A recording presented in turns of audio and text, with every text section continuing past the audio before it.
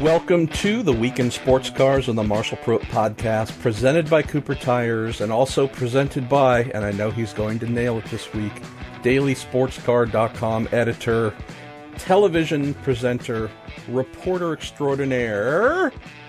It's me! I remembered this time. Dear me. Good evening, everybody, from a very dark, and it's been a horrible day today in the UK. Looking forward to stepping on a plane tomorrow to the rather sunnier climes of Bahrain, Manama, and the GT Festival, the first of its kind in well over a decade in the Kingdom of Bahrain. And looking forward to some fun and games there, and the global public debut of a brand new race car. Beautiful. Well, it's been raining and overcast here in Northern California, so I guess while there's gloom overhead, we actually have a pretty awesome episode ahead of us, my friend, because in light of some technology troubles that you persevered through last week, we were only able to record about a half-hour show. We're not able to traditional question and answer format, so as we mentioned then, we would be bundling them into a super episode this week. We have been attempting to stick to an hour and a half. We are taking any and all balance of performance restrictions off for this week.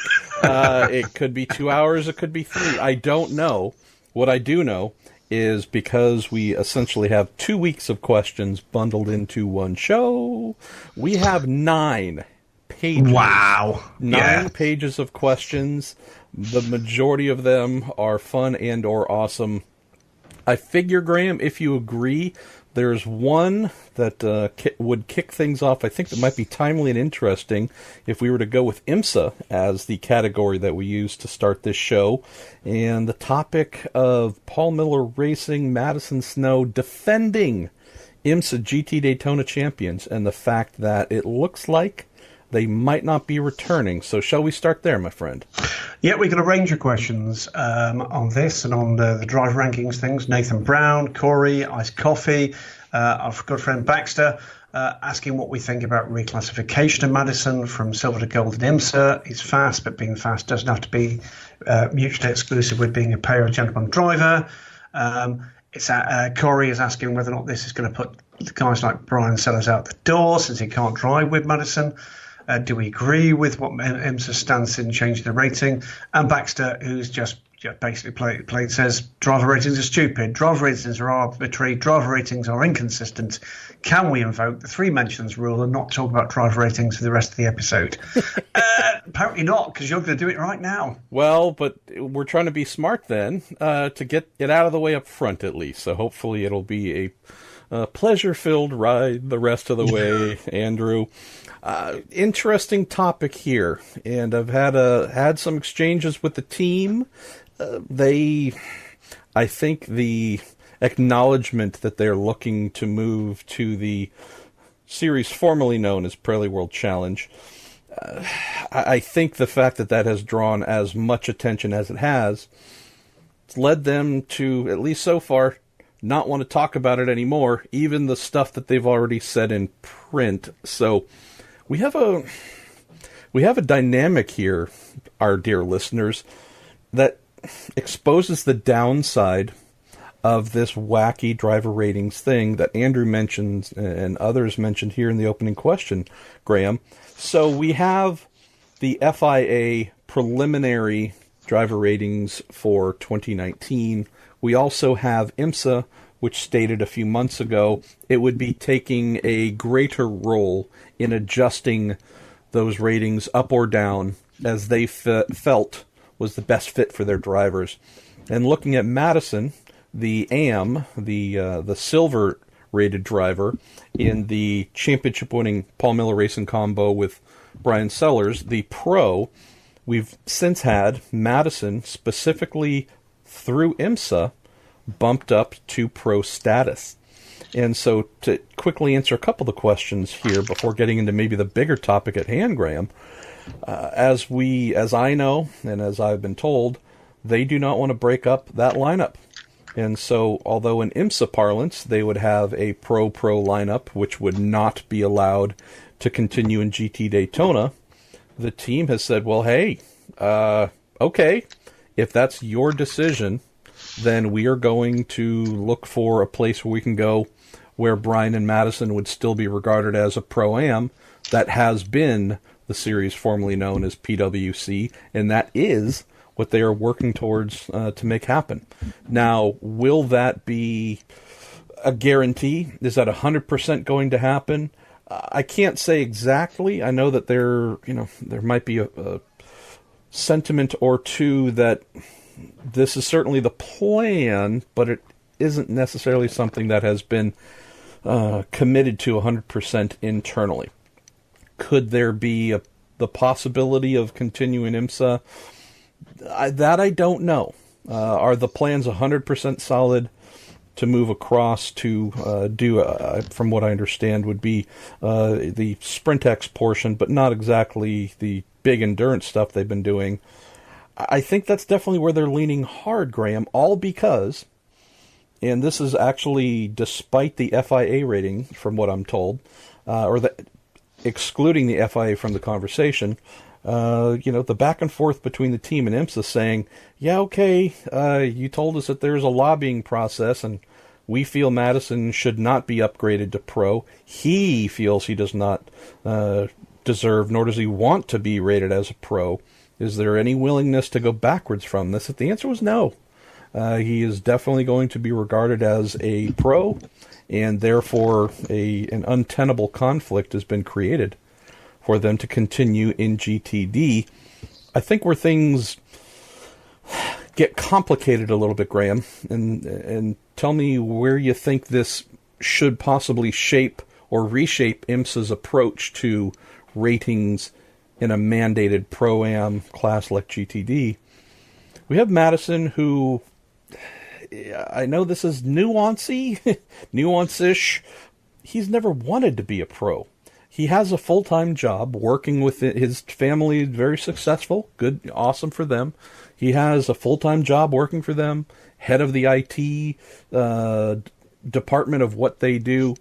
That's his full-time job, what he does, 9 to 5, becoming a full-time race car driver who just spends 5 hours a day training and thinking about nothing but doing that and being on simulators. That isn't the life that he has, nor is it the one that he wants. And yet, as a product, I believe, of winning this championship, he has been upgraded to a full pro status, which the kid's certainly quick. Can't argue his pace. Is he someone, let's be honest, is Madison Snow someone that makes a Patrick Long or Andrew Lally wet their pants when they're on track with him? No. But is he that far off of these, the pros, the Jorg Bergmeisters, etc., etc.? No, he's not that far off. So I think that's where we have a little bit of a conflict. But where I think we should also maybe take the conversation, Graham, is no secret that with Madison's family success in the business world, I believe he also accounts for roughly 1/3 of the budget for that number 48 Paul Miller Racing Lamborghini program in IMSA. So you have a driver who is very talented, very fast, but not someone that, say, a factory would be hiring as a pro. You have someone who brings a considerable amount of the budget to compete. I think there might be some caveats here, practical caveats, that don't include qualifying record, finishing record, right? Just strip some of that stuff away. But some of the practical things, the little nuance bits, where you go, I could see the argument for either keeping him as in an amateur ranking, or maybe IMSA rethinking what it does with its ratings, because there are some drivers like Madison who fit that, bring a budget, aren't and do not live a full-time race car driver's life, have no will or desire to do so, yet could be essentially forced out of the series because they had success in a Pro-Am dynamic. It seems to be a kind of growing thing to me, MP. I mean, you don't like to see anybody with what they would like to do in the sport in trouble because of a system like this. But it's not the first time we've seen it. We've seen, if you like, promoter issues coming to the fore. We saw it last year with two of the ACO's championships. There was controversy about DKR engineering in the ELMS. There was controversy about, if you remember, about G-Drive and their initial squad for the European Le Mans Series, with being allowed 2 gold and a platinum, which was absolutely not the way it was supposed to be for a Pro-Am. And going back a few years, we had it with SRO, the British GT Championship, where they determined that the proposed 2 silver driver lineup, both of whom were Nissan GT Academy winners, was not appropriate and would actually be commercially damaging to their championship. So we're in an era where promoters are being openly questioning of the system in place. I've felt for a while, I know a lot of listeners have felt for a while, it's a system that needs a comprehensive review. It is absolutely, by the way, as Andrew Baxter actually says, one of those things that it's ever present in terms of the conversations you have or pointed at you in the paddocks of the world. And I think this is another example where there needs to be a more comprehensive system of appeal and review, because in some cases it is a system that's now more respected in the manner in which teams are getting around it. And for that matter, race organisers are looking for ways to get around it and put the commercial aspects of their product to the fore. It's, I think, high time we saw some changes in it. We're not yet at the point where the appeals process is complete, but that's not, I don't think, going to help Madison's now, is it? No, and this is just another thing to consider while we're just freely debating this topic. So if we look at this Paul Miller Racing team as the key example,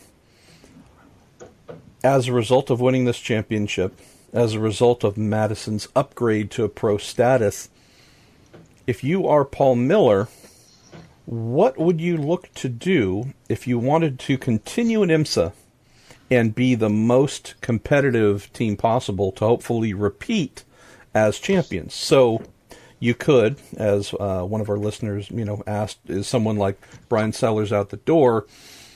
Do you fire is a strongly worded term, but do you not pick up Brian Sellers' contract? He is the paid pro. Do you not pick him up? Therefore, you've eliminated one of this deadlock pro thing. You've gotten rid of one pro. That leaves Madison Snow now as your new pro. He also brings a budget, again, very important. But then seek a quality-ish amateur to backfill the position that Madison can no longer fill.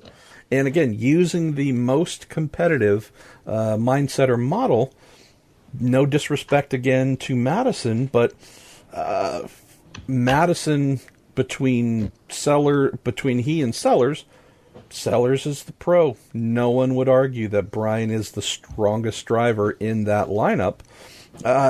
Would you, just because of these rules, ditch the best chance you have at winning to work with a kid who isn't really wanting to be a pro and wanting to be the anchor of the team and the one responsible for delivering all of its success, just to keep going?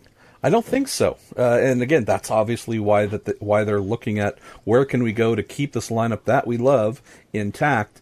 I don't know, Graham, if we're thinking of the greater good, if this is something that springs to mind for IMSA in their decision-making process. I also wonder if such considerations are taken into account when you look at careers, right? By making this decision of upgrading this one driver, the series has effectively told the team, you need to fire one of your guys. You need to, someone's got to go because we just decided to do something with this driver's rating. And this isn't limited to Paul Miller Racing. This has happened many times in recent years. And again, just using them as the single example here. But I just find that a bit odd. I don't know, among all the things, balance of performance included, that a racing series can try and manipulate and adjust. I don't know if creating a situation where a team would have to fire somebody in order to continue racing in that series, that just seems like a massive overreach that has nothing to do with sport and nothing to do with how I think anyone sitting in a grandstand would feel any connection to, like, huh? That they ditched this guy because of some silly driver rating thing and this whole team has had to reconfigure itself because of that? That's not why we go racing, or why I think most folks want to tune in and enjoy the product that's being offered. So I don't know if you agree, Graham, but it just seems like we're getting into a weird territory that's not about motor racing. I think, I do tend to agree. I tend to agree, but then there's the balancing factor, as there always is, which is very many of these decisions are taken around the overall product. The overall product is the IMSA WeatherTech Sports Car Championship. We've seen it happen in various ways before. I'm trying to remember how many years ago it was, MP, when we had 2 or 3 cars that were struggling to actually get their driver lineups together at Sebring because rules had been changed about driver rankings for the GTD class. And I think it did cost us, from memory, a Scuderia Corsa Ferrari that weekend. And 2 or 3 guys arrived with drives and didn't get to drive because of that. We've had other kind of points made and questions asked in previous weeks, and you've given some very good answers on them about that, if you like, the lack of depth and health of GTD in the IMSA Championship. And I think this is part of that twofold thing. One is seeing what they can do to make sure that they're looking after the best interests of a true Pro-Am thing. The irony here is, as you've quite rightly said, this is a true Pro-Am pairing. It just happens to be a very good one. I'm not comfortable with it, I have to say. I'm never comfortable with these things. If you've got a system, there's a system. If people find their way around the system and you don't like it, change the system. It's as simple as that. The problem here is it may well be that IMSA don't feel as if they've got sufficient access to and influence over that system. But they're not alone. It does need reform. And, what we don't want to see are victims of that situation. 10-4. Well, I think the underlying mindset should be to not just focus on, the most amount of good we could do here. We did the best that we could. There are a couple of casualties, as we have each year, seemingly, but for the most part, we did not get, there wasn't mass casualties in terms of employment, driver ratings, and so on. I'm not saying perfection is possible or even expected, but I would say that since this has become, Graham, a yearly thing, right around this time, mid-ish November through December, is 1 or 2 really angry drivers or teams whose either livelihoods, goals, passions, you name it, have been upended strictly because of driver ratings. Since this has become the norm, and we know this is going to happen every year, it makes me wonder if there needs to be a separate panel. And I know here we are creating yet another faction, but on top of the panel within IMSA that makes decisions on ratings being adjusted up or down, maybe there needs to be not just the review. I know you can appeal, but it just seems to me that a completely separate group you might look to assemble a completely separate group to appraise those couple of problem scenarios to get sorted. And anyways, since we know that this problem is going to continue as long as driver ratings exist, it would seem like some form of cleanup crew to address such issues would really be warranted. Otherwise, we just accept that there's going to be ugliness right around this time every year. Let's move off of ugliness, my friend. Where shall we go next? Well, I think from one pair of drivers that there's questions and decisions being made about their quality and their place in the IMSA paddock to another two, and Kamui Kobayashi and Fernando Alonso. A number of questions again. Nice Coffee, Simon Fisher, John Sable, DC3, and Nathan Barnes, all around the possibility, as it was earlier this week, the reality now that the pair will be joining Wayne Taylor racing. Some of these questions, because they came in last week, now a little bit out of date. Iced Coffee asking whether or not there might be a possibility Fernando Jensen Button might drive the Acura DPI. I think not from Jensen's point of view, but I will have some news from Jensen Button within the next 24 hours. Also asking Simon Fisher whether or not this might be a toe in the water for Lexus Tow to enter into DPI. John asking about gambling odds on Cadillac winning the Rolex 24. DC3 asking if Alonso might do Sebring if he's doing Daytona.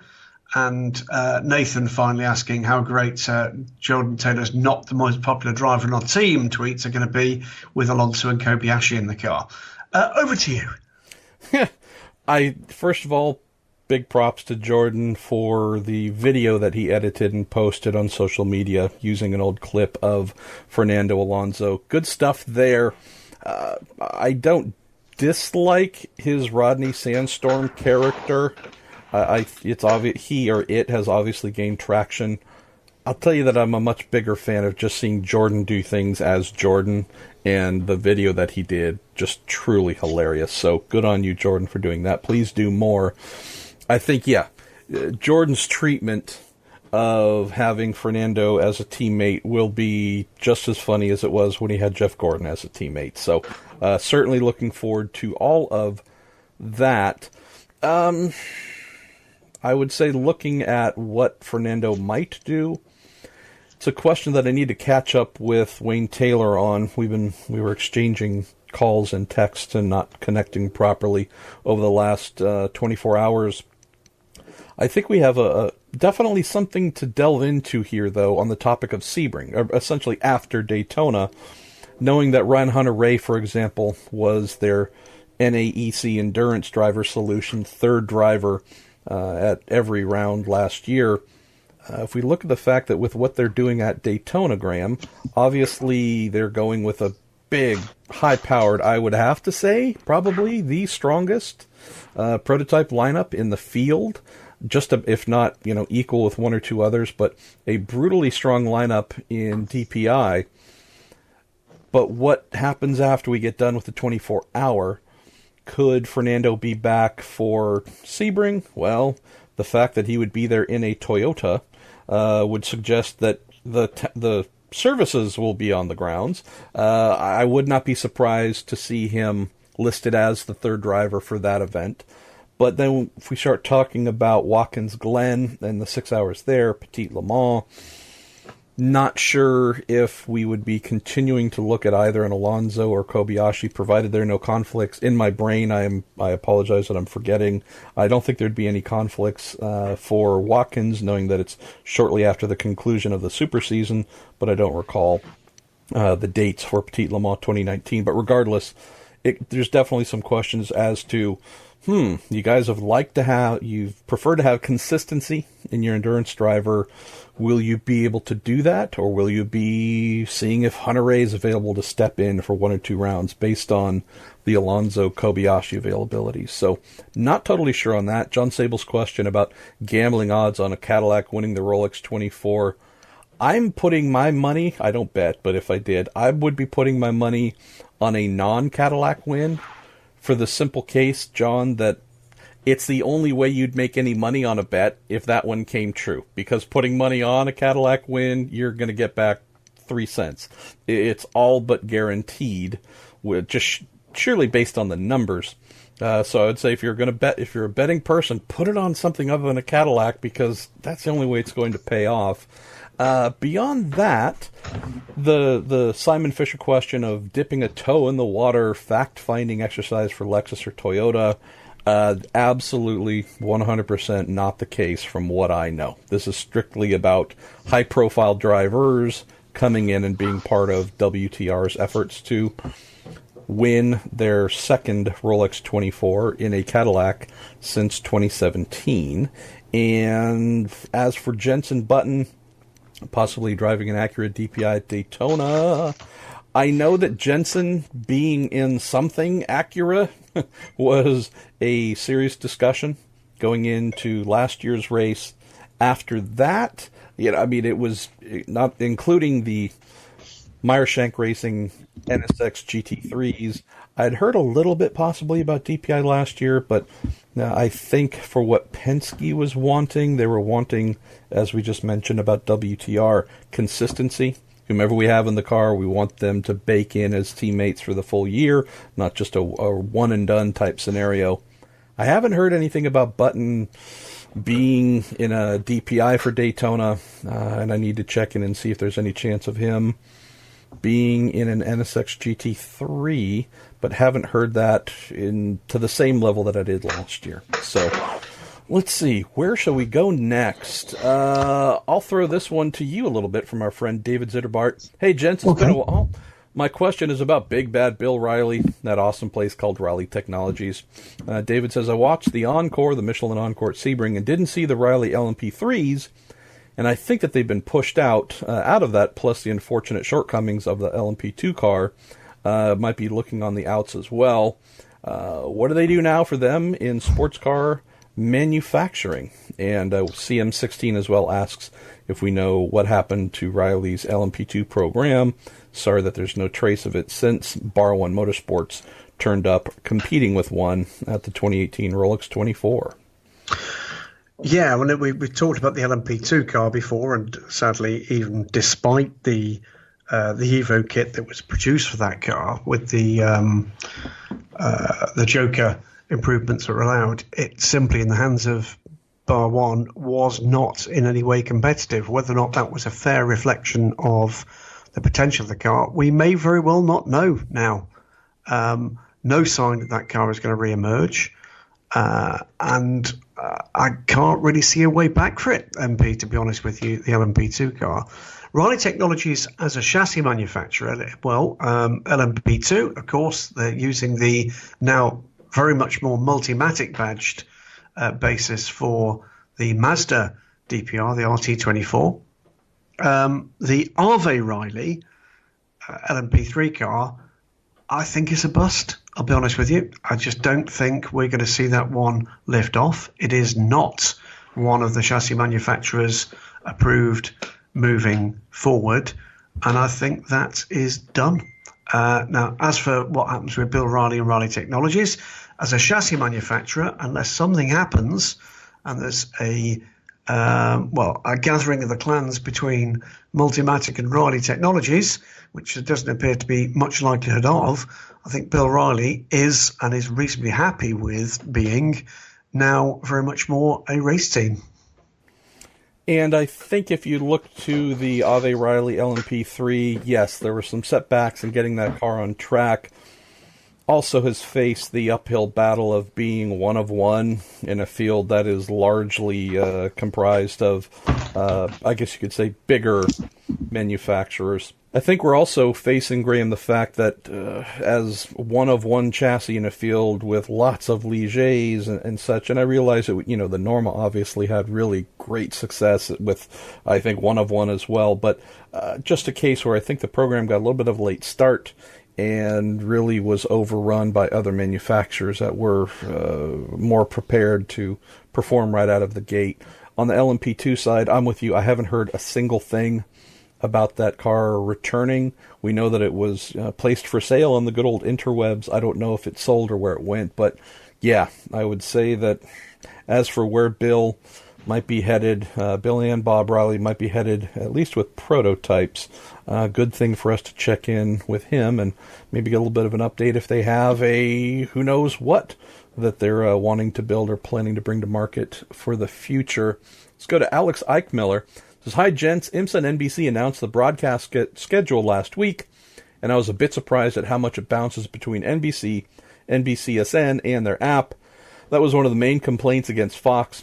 What are your thoughts on what was announced, and has there been any word on who the broadcasters will be? And then there are a couple of other similar entries here from Elliot Bon Jovi and also David Barker, wondering if this is a big gain or get for IMSA, or if the familiarity of the multiple platforms bouncing around a bit is just trading one for the other with no real gain. Here's where I think this can be an improvement I don't know how big. I'm not saying that we're going to be breaking viewing records and such, but I know that NBC Sports really and truly wanted IMSA. And I'm not saying that the folks at Fox, the folks who actually put the programs together, did not want. There's a ton of passionate people who did amazing work at Fox Sports with IMSA and its predecessors. But I would say the financials is where things had really started to break down a bit. The willingness to support and or go over the top in areas was an ongoing fight on a corporate level. I think with what NBC Sports has brought is a willingness to do more, to go above and beyond. If there are gains that stand out, there will be more time for IMSA on NBC Network than Fox was able to offer, so that's a big thing. I would say that if we're looking at properties on NBCSN that are bigger, that, say, have a wider viewing audience that can then be used to lead in to improve its viewing numbers, I think that there's more willingness to do that. Keep in mind, Fox did that as well, of trying to put some IMSA races directly behind some sort of big event to help boost at least initial viewing numbers. So I just think that there's a greater willingness within NBC Sports to try and make it a thing now that it has, IndyCar in its entirety. It still has about half of the NASCAR season as well. I just look at a channel or a group that says, we really care about motorsports, and we are trying to be a big player in all of the series that I have mentioned. So I know that's more of an intangible thing, but I do believe that's an area where we're going to see this benefit the series more. I do expect the rating numbers to come up a bit just because more folks in the U.S. are accustomed to looking to NBCSN for racing content than folks do with Fox Sports 1. The shifting and changing between channels, cable, and app, that's not going to change. I would say that's only going to shift more in that direction in the years ahead. I don't know if I would have been surprised by that, just because the days of, hey, turn on speed and you're going to watch 24 hours of Daytona uninterrupted, 12 hours of Sebring. I loved those days. We all loved those days. Those days are never returning on, call it terrestrial television, something where you sit in front of a set, sit in the living room and turn on cable channel or even broadcast channel and get that. It's never coming back. So we're stuck with the bouncing. I would just hope that after many years of that kind of being the norm, that folks do whatever they can to register with the NBC Gold app or whatever, exactly what it's called, and get in early, get used to it so that, you can kind of start playing along from the beginning instead of, okay, Daytona's here, now how do I follow along? We kind of know that's the way it's been. It's never going to change away from that. So while it might not be something that everybody loves, swallow it and prepare for it, just as I am and many others are having to do as well. Let me go here to one from Peter Loescher. It says, for Marshall, do you think that the marketing fee that IMSA requires for all manufacturers to participate is hindering more boutique manufacturers in joining the series, especially DPI? And then we would also go to our friend Brian Cohn, who says, to piggyback on Peter's question, does the fee serve any purpose? Do they pay to play fees? Do they serve any real purpose anymore in our sport? They do, Brian. And yes, it is hindering more boutique manufacturers coming in, Peter. Where business models in the paddock have happened to change, Graham, is if we think about IndyCar, if we think about Formula One, we think about the FIE WEC, we think about many other series where manufacturers have direct involvement in those series, we've always had an informal expectation, at least in modern times, that those manufacturers would spend additional dollars to activate what they were doing. So no matter how much you're spending on, being involved with supplying engines or putting cars in the field, whatever it is, there's always been an informal expectation that those brands would activate with more millions to draw awareness to what they were doing. What we've seen a little bit more of, the change that has happened in IMSA, has been a formalization of this. That says, okay, manufacturer, we're glad to have you, but you are going to be one of many who helps to ring the bell, wave the flag, get folks looking in a little bit more, because your marketing departments are going to be bigger and more powerful than what we can do as a sanctioning body. It's really that simple. So, as Time Bomb in the background, it really does help. But to your question, Peter, this money, more than just a somewhat nominal fee to the series, the major portion of that roughly $1 million commitment by each manufacturer is mostly on the marketing and promotion side. Hey, do you want to use some of that to pick up sponsoring an event? The Detroit such and such round, or the VIR this. It could be just simply placing ads in magazines, newspapers, on the web, etc. It could be many things. It could be activating at the track and having booths there, having cars on display. A lot of different ways that it gets used. That's really what IMSA tries to do, so I'm not trying to sound like an advocate of it. I understand it.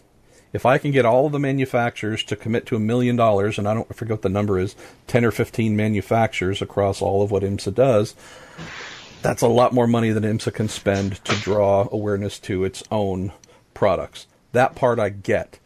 When we're looking at sizing of that, I think there does need to be an adjustment to realize that. You mentioned Jim Glickenhaus earlier.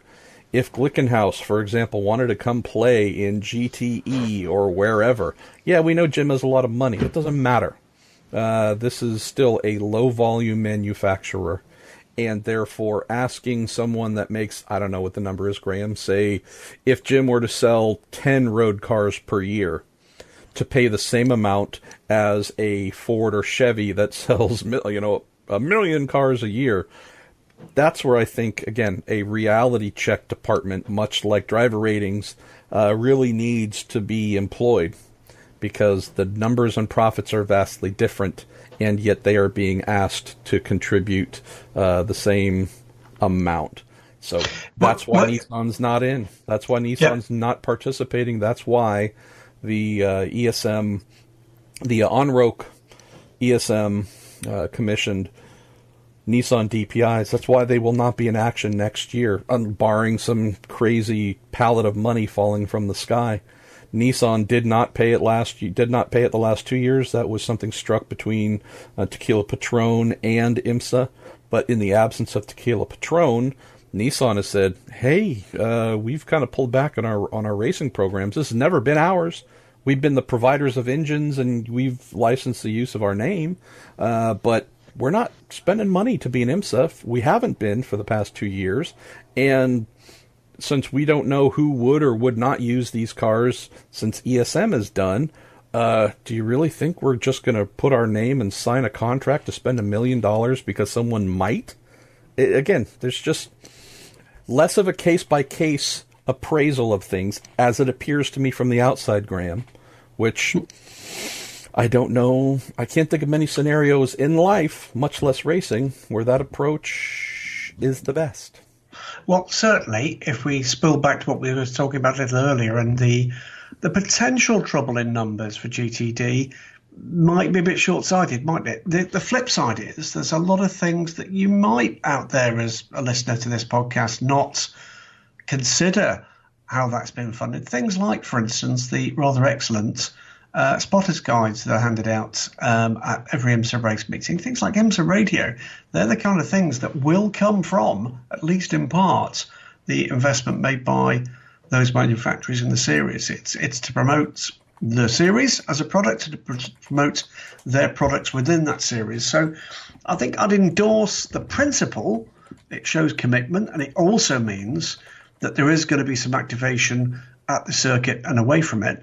But absolutely, I agree with you. The sliding scale has to be, I think, a rather more profound.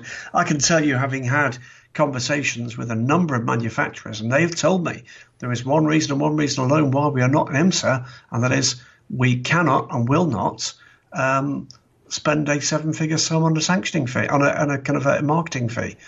So I guess if you want a healthier GTD class in particular, the answer is there. It's just one that's going to lead to a rather difficult conversation with the other manufacturers who are paying a seven-figure sum. Just mention here quickly, you are listening to the Weekend Sports Cars on the Marshall Pruitt Podcast with Graham Goodwin of Daily Sports Car, presented by Cooper Tires.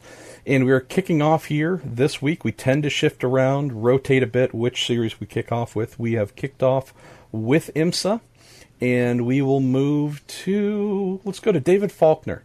Says, does a team need to attend the Roar before the 24 to be able to enter any IMSA race events, specifically the Pro-Am categories of P2 and GTD?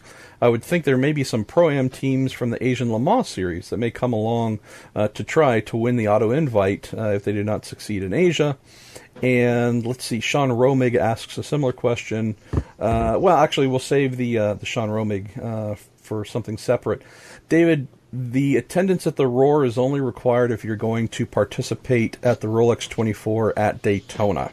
The Roar is used by IMSA as a data gathering event, something that they will help them to set the balance of performance for the race itself a couple of weeks later.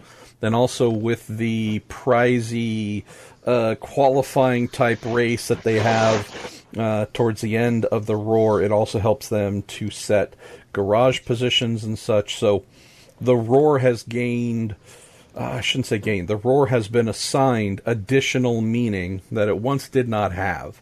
Obviously, if you're going to compete at the Rolex 24, you'd want to turn up a couple weeks earlier at the Roar, an official test, to use it to do your absolute best, but it has now become an actual requirement for those teams wanting to compete in the race to be there for that. As for the Asian Le Mans Series angle, or I can answer that one. That would be our Asian Le Mans Series specialist, Graham Goodwin. I think the answer is no, and there's a really good reason for why the no, because if they've not auto entry for this year's, or rather for next year's race, they're not going to get that auto entry by entering IMSA. It would be a straight decision as to whether or not they replace their Asian and in an increasing number of cases, or proportion of cases, Asian and European campaigns with a campaign in IMSA. And if you look at the odds, the reality is they have got far more opportunity if the defining factor was a Le Mans place, competing in Asia and in Europe, or in Europe, than they would do competing for one of the two gimmies with the Pro-Am categories in IMSA. That as well, my guess would be that put together the European Le Mans Series and the Asian Le Mans Series for either an Asian or European-based team, and it is going to be less money than for doing a full season of IMSA. That I think is the reality. I don't think you're going to see any late additions from Asia for that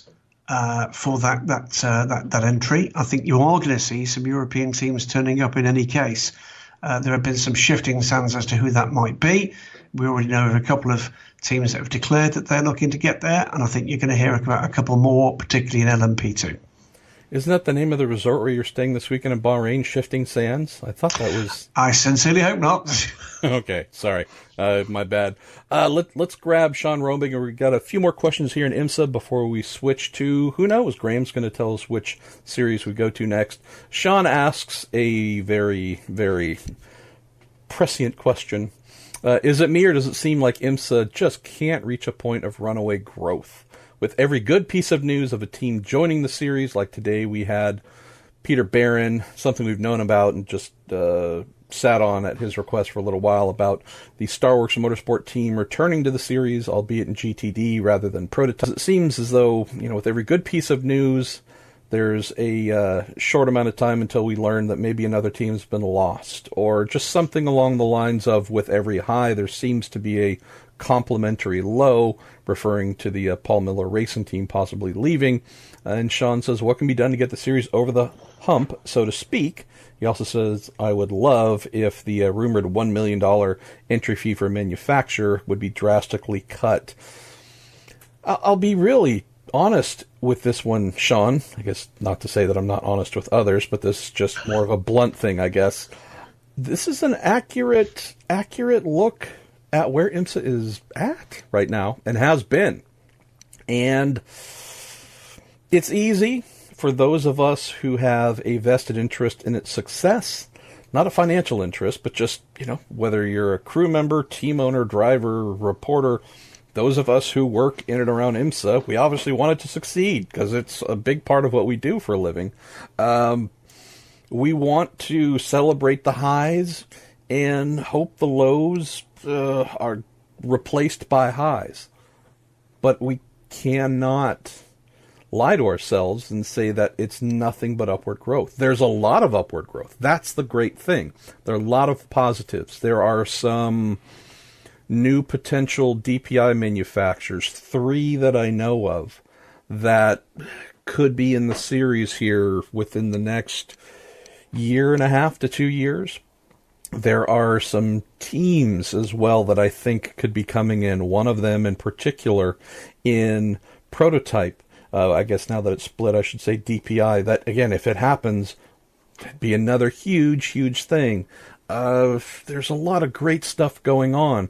We have, we have some positive things happening in GTD with the aforementioned Starworks entry, the new AIM with Vassar Sullivan team taking over the Lexus effort. And again, there's a variety of good things we can point to recently and that we also know about maybe behind the scenes that's going on possibly for the future. But with the inclusion of the AIM with Vassar Sullivan team taking over the Lexus program, I know that Paul Gentilosi's 3GT team said that they would be announcing something in the future. Haven't heard it. Maybe they will. I hope they do. But as for right now, that's the addition of a team at the, cost of another. Great to have Starworks in with an Audi, but it looks like we could be losing the defending GTD champions and their Lamborghini. If we look at GTLM, we had Risi Competizione for a little bit to start the year. Luckily, we got them back at the very end, but is there going to be money or funding for one of America's great modern sports car teams to return to a full-time status? I don't know. Ford, we're still waiting to hear if and what might happen with its GT program after 2019. 2019, contractually, is the last on the hook. So do we lose do we lose not only a manufacturer, but 2 cars from an 8-car class as well at the end of next season? That's the reality that we are facing right now, Sean. And it's just true. There is not enough money coming in on the Pro-Am side for there to be massive runaway growth that we would love to have. There are some issues with finding sponsors, with teams to continue, losing Nissan, losing ESM, drastic. That is a huge body blow. Going from 4 DPI manufacturers to 3. Again, we're hoping that DPI number might be up to 5 or 6 in the near future. But at least right now, on this theme of IMSA being on the up, this is a reality. It's not as if Ryan Deal haven't and weren't working their behinds off to try and find companies to come in, Graham, and bring millions of dollars to keep those DPIs on the grid. They could, at least in the time that they had, they weren't able to. And from what we have learned post-haste, although the withdrawal of Tequila Patron announcement came late in the season, we've learned that, the upper brass knew that was happening, for the better part of a year ago. So they've known about it, been working behind the scenes, not just for the last couple of months, but for almost a year to try and fix that problem, and could not find a brand or multiple brands wanting to come in and sponsor that team to keep it on track. And they are the second most successful brand in a DPI category with 4 manufacturers. So just, it's not as if we're talking about, hey, this slow dog at the back of the field that nobody would want to be in. We're talking about, after the Cadillacs, the most successful DPI brand, a flashy brand, a team, scrappy, good stories to tell. Whenever they win a race, there's always drama involved. Just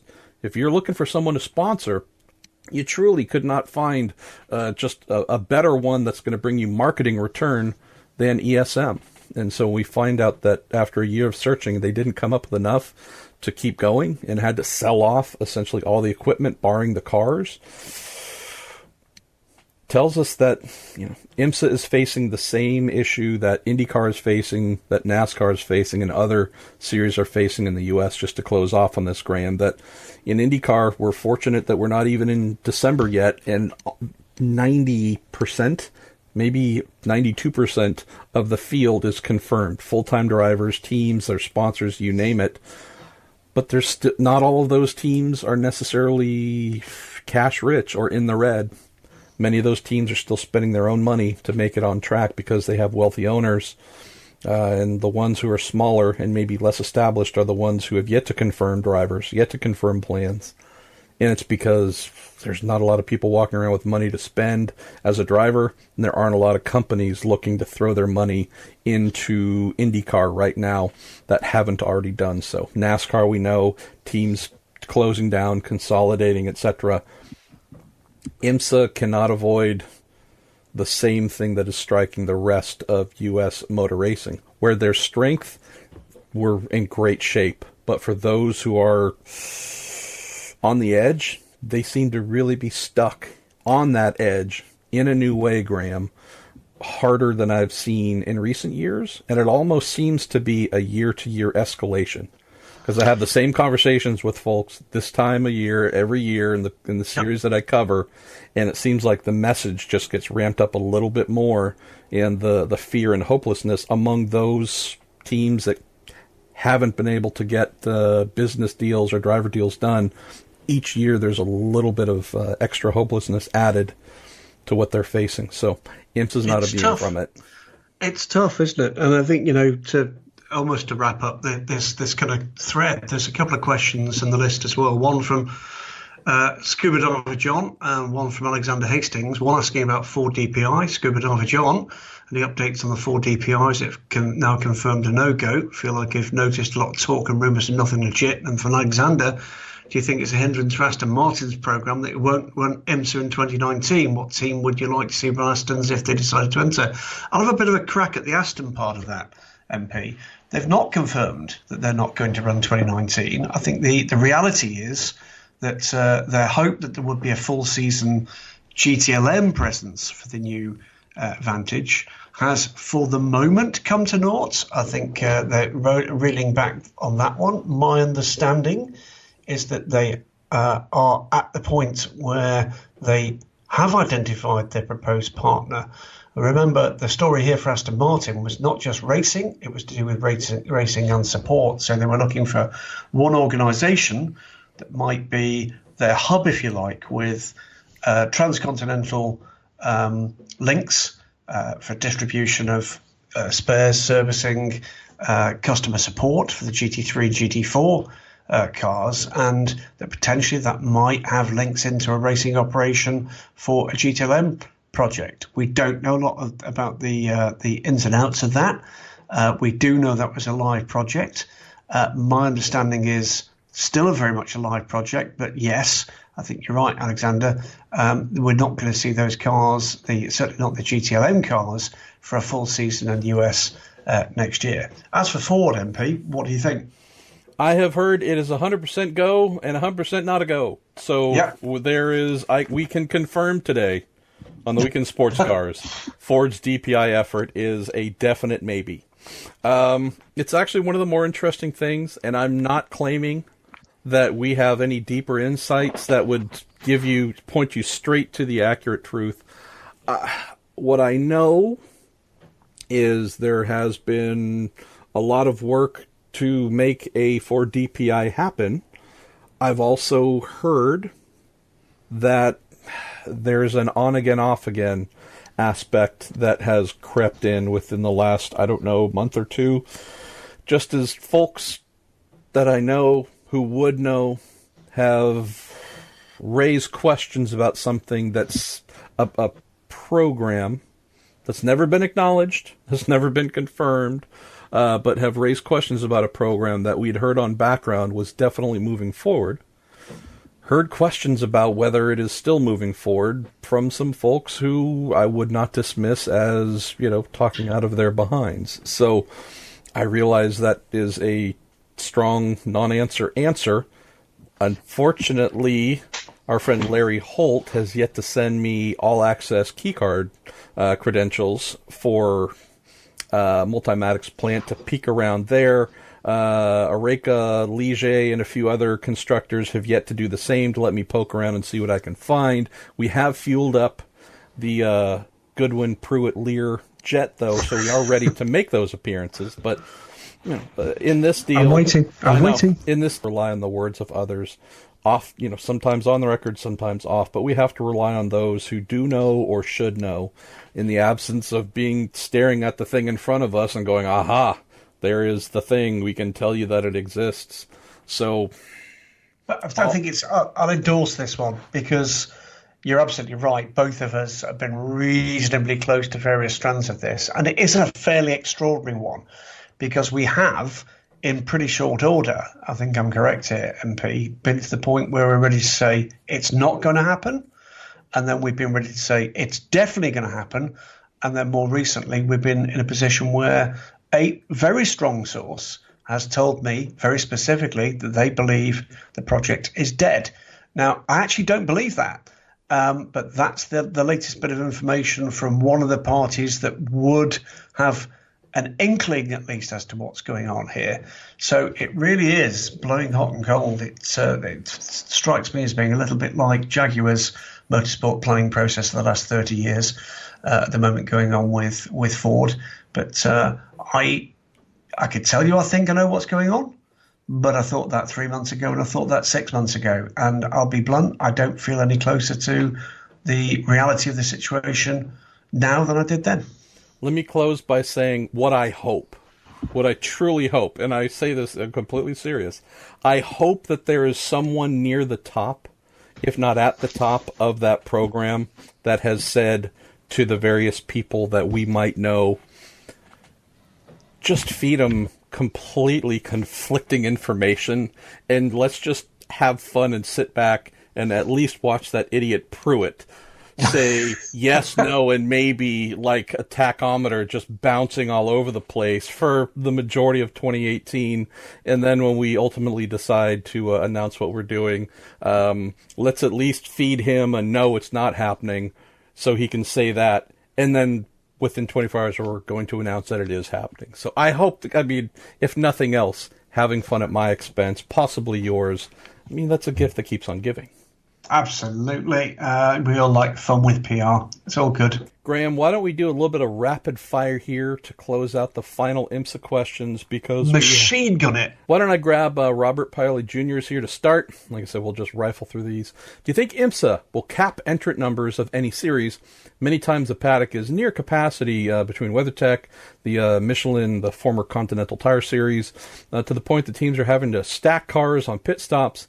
That being for the Michelin Cup teams. He says, I can't imagine how the old Coney Challenge managed with huge fields. I'm not seeing that yet, Robert, but I would say that it was a concern in the first year or two of IMSA, with their notably saying we're going to be choosy and have to cap things. Haven't seen that yet. Don't think we're going to need to in the near future.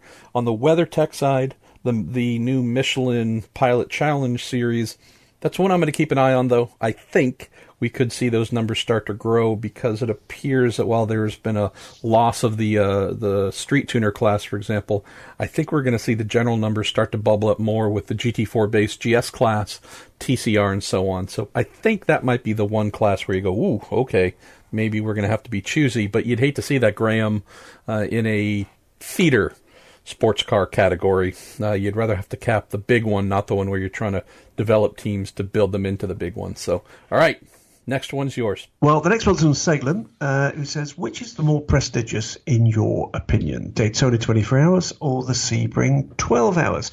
I think that's changed. I think in the early days of the Daytona prototypes, I think it switched towards Sebring. That was where you got much the more international interest in the race. I think with the change that came around 2011, 2012, and there's been developed since then, and yes, now into the era of the IMSA, new form IMSA, I think it's swept back towards Daytona. It's helped by its position in the calendar, that it doesn't clash with very much, if anything, in Europe. But I think that's changed. I think Sebring, it was for a short period of time, maybe half a decade or so, maybe a little longer than that. But it's switched back now that the Rolex 24 at Daytona is the big one. Yeah, I think while we had the ALMS versus Grand Am, it was 100% American Le Mans Series, Sebring 12-hour. I think in the combined series, Daytona has certainly taken on the more prestigious win title from a season-long standpoint. I think Sebring, though, will always be the tougher race to win. The requirements to win at Sebring, brutal, just brutal. Let's go to Cruel Monk. Could IMSA possibly do a vintage livery race similar to what NASCAR does with their throwback race? I sure hope so. I actually started compiling a list of retro-themed type celebratory weekends that I think would cover, well, I'm going to write it with something that could cover both IndyCar and IMSA here in the U.S., but this is definitely one of them. I think every season that goes by without every major motor racing series having a throwback event is a huge loss and is only going to help disconnect the older, more loyal fans from feeling that they're truly going to be along for the entire ride forever. So huge kudos to NASCAR for being at the forefront of this. Do you want to go to Zling? Zling, I like Zling, who says, did IMSA split P2 classes also to prepare for the new regulations? Do you think the internal combustion engine will die to endurance racing, and do you fear it? Eventually it will. I don't think it will be for some little time yet. I think we're going to see more electrification. I think we're going to see more difference in terms of the power supply that fuels the cars that we'll see in the future. Do I fear it? I'll miss it, is the honest answer. But I'm excited for what comes next. I wasn't a massive fan of hybrids when all we knew about was the Toyota Prius. But having seen what we actually managed to achieve with LMP1 hybrid, they're pretty exciting. I think that's the point. It's about introducing new technology. It's about unlocking that new technology. Did IMSA do it also to prepare for the new regulations? I don't think so. I think what they did initially was they looked at their customer base. They chatted to their customer base. They decided which was the best way forward to sustain their overall prototype grid. This is the determination they've come to. Okay, why don't we go to, as we're down to our last two, Joski 100 asks, how much faster do we expect the DPIs to be at Daytona in a couple months? I believe that is in reference to the new Michelin tires. Possibly also this class split, so that the DPIs are no longer saddled by whatever BOP limitations that they've had as a result of being linked to the P2s. Purely a guess, 100% guess, but if they aren't 1 to 2 seconds faster, I will be greatly surprised. And you want to grab the last one, Graham, from 4S GTE? We'll do that. It's during the peak of the LMS era. What was the reason for the series to create the rules that would allow LMP1 and P2 to fight equally for the overall win? And alternatively, why did Porsche and Honda choose to build LMP2 cars rather than the LMP1 cars? Well, the reality of the equalised rule book between P1 and P2 was survival. They lost a fair amount of the factory interest they'd actually got. They again, oddly enough, it's not dramatically different from the previous answer about the current era. It's about look at what you've got, look at what's sustainable, look at what might build it.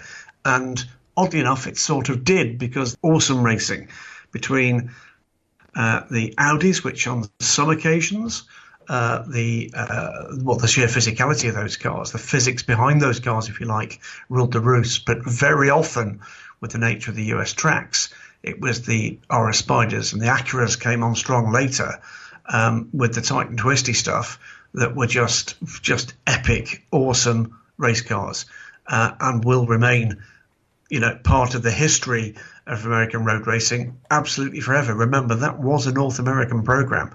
So the reason they went for it, because they thought they could win races with it. It's as simple as that. And I'll just throw in quickly, the ALMS did not balance rules to make P1 and P2 fight equally at all. The situation we had was LMP2, previously a smaller LMP 675 category versus the LMP 900 category. What had become LMP2 was admittedly a customer, small, more Pro-Am minded class, but there were no Pro-Am requirements. And so as a result, you'd buy a customer car, often of British or French construction, some sort of engine to put in the back that wasn't manufacturer-based, and that's what you raced. That's what you did.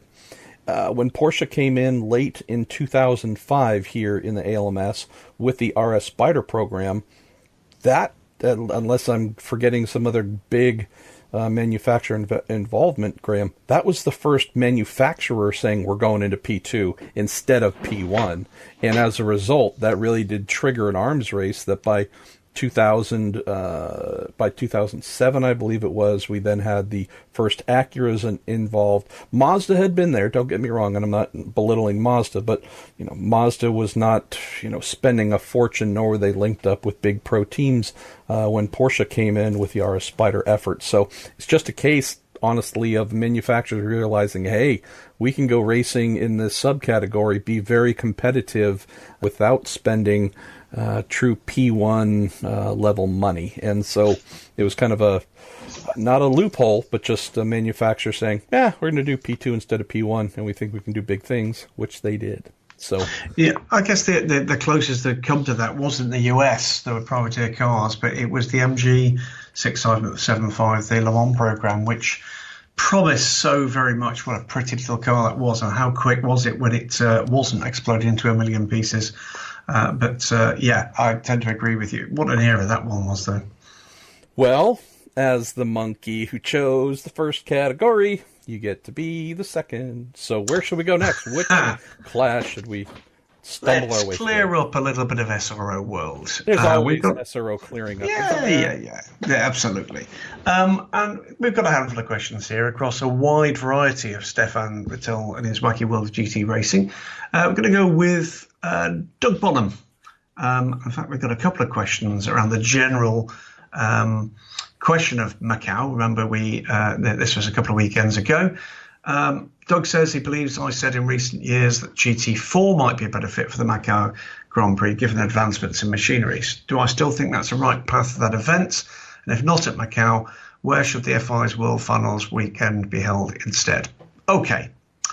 I have zero doubt that the Macau Grand Prix weekend is an awesome festival of motorsport. I have zero doubt about that. Very special, very singular, very different. However, it has entirely ignored the advancements in the pace and, for that matter, the size of some of the machinery that actually does battle on its track. This is not a nod towards the horrific accident that we saw in the Formula 3 race. Those kind of accidents happen. They need to be responded to. We're very lucky we're not talking about multiple deaths. But as far as the GT race is concerned, the things are too big and the things are too quick to be raced safely on that track. Simple as that. It is unusual not to get one or the other, utter chaos, or frankly, a terrifically tedious race. So do I think they need to think again? I do think they need to think again. And we had 15 cars this year. That is the lowest we've had in the FI GT World Cup's short history. It is somewhat less than half the total we had in the back of the days of GT Asia. And I find that a shame. I think it's time they looked at what the reality of that fixture is, not be seduced by the fact that it is where it is and it's got the audience that it's got there. For me, it's just got to the stage where it's the wrong race in the wrong place. Hey there, you old rhyming convention guy, you. Let's see. What else should we cover off here? Why don't I pose Darren Horsberg's question to you, who says, "Hi, gents. Just been announced the 2019 Bathurst 12 Hour has made changes to Class 1. This means that no MARC cars, MARC, by the way, no Daytona.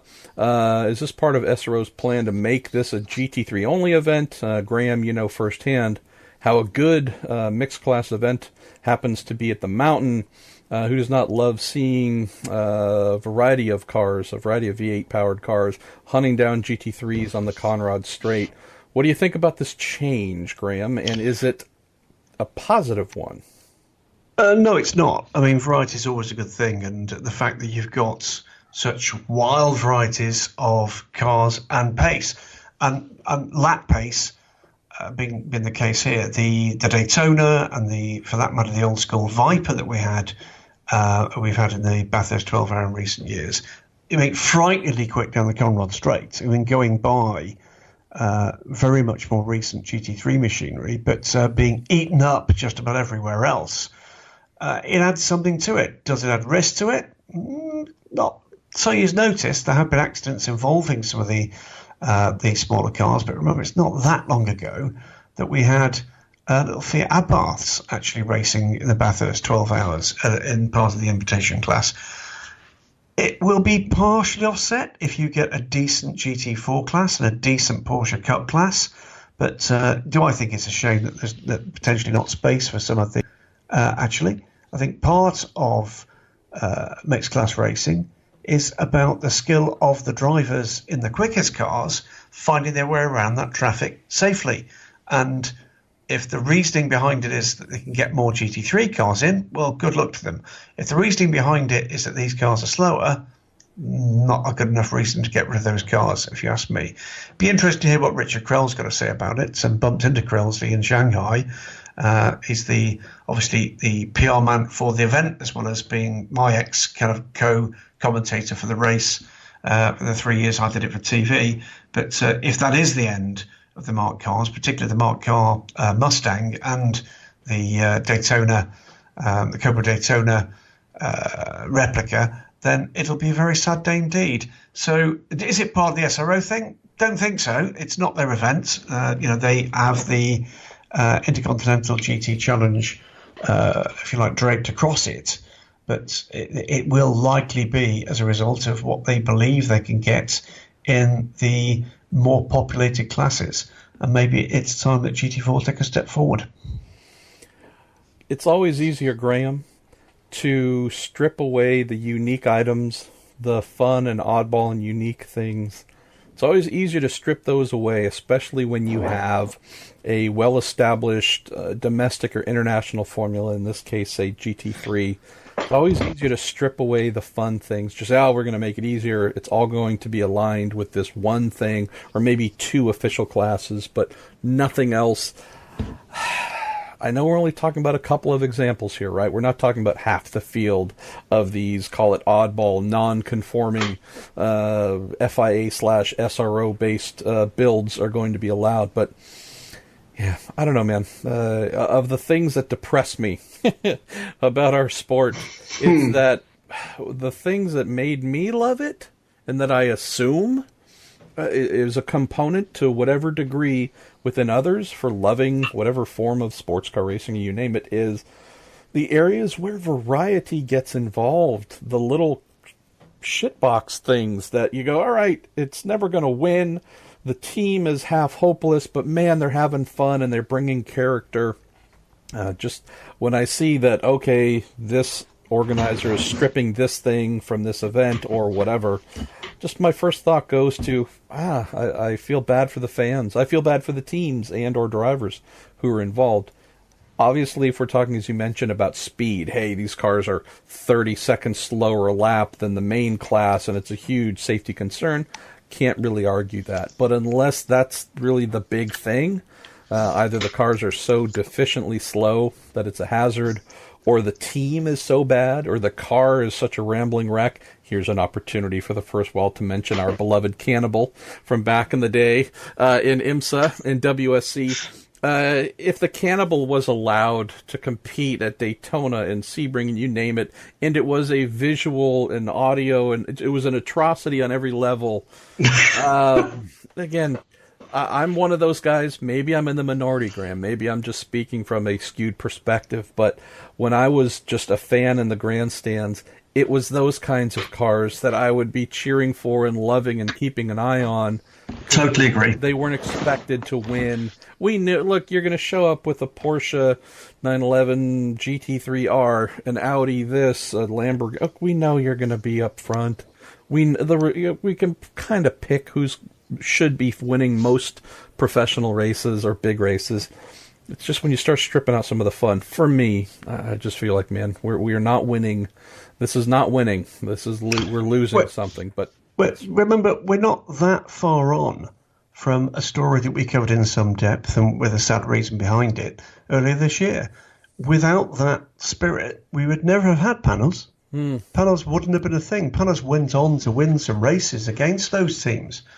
Having put together, some neat engineering and et cetera, but the reality was, in its early days, it was woefully off the pace in terms of the major endurance races, and certainly didn't have the reliability of the big factory cars. But it got there eventually, on occasion. Same with the MG Lolas. On occasion, they shone, and that is part of it. That is part of the appeal. It is part of the kind of tilting at windmills that engineers and race teams and race drivers and fans really do get buzzed by.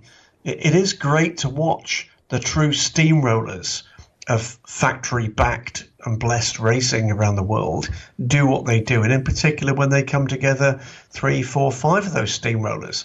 But there's something that does the heart good about the little team that could getting in there and putting in the drive of their lives, the performance of that team's life, and coming away with some silverware. It's a wonderful thing. It's not happened very often to me in my life, and when it has done, they tend to be the races you remember. Amen to that. We are stepping off the soapbox that I climbed up on for no particular reason. I think it's time to move to another category, my friend. And why don't we go for it? No, back-to-back GG decisions. We have either ACO World, which spans all kinds of WEC, Asian Le Mans Series, ELMS type goodness.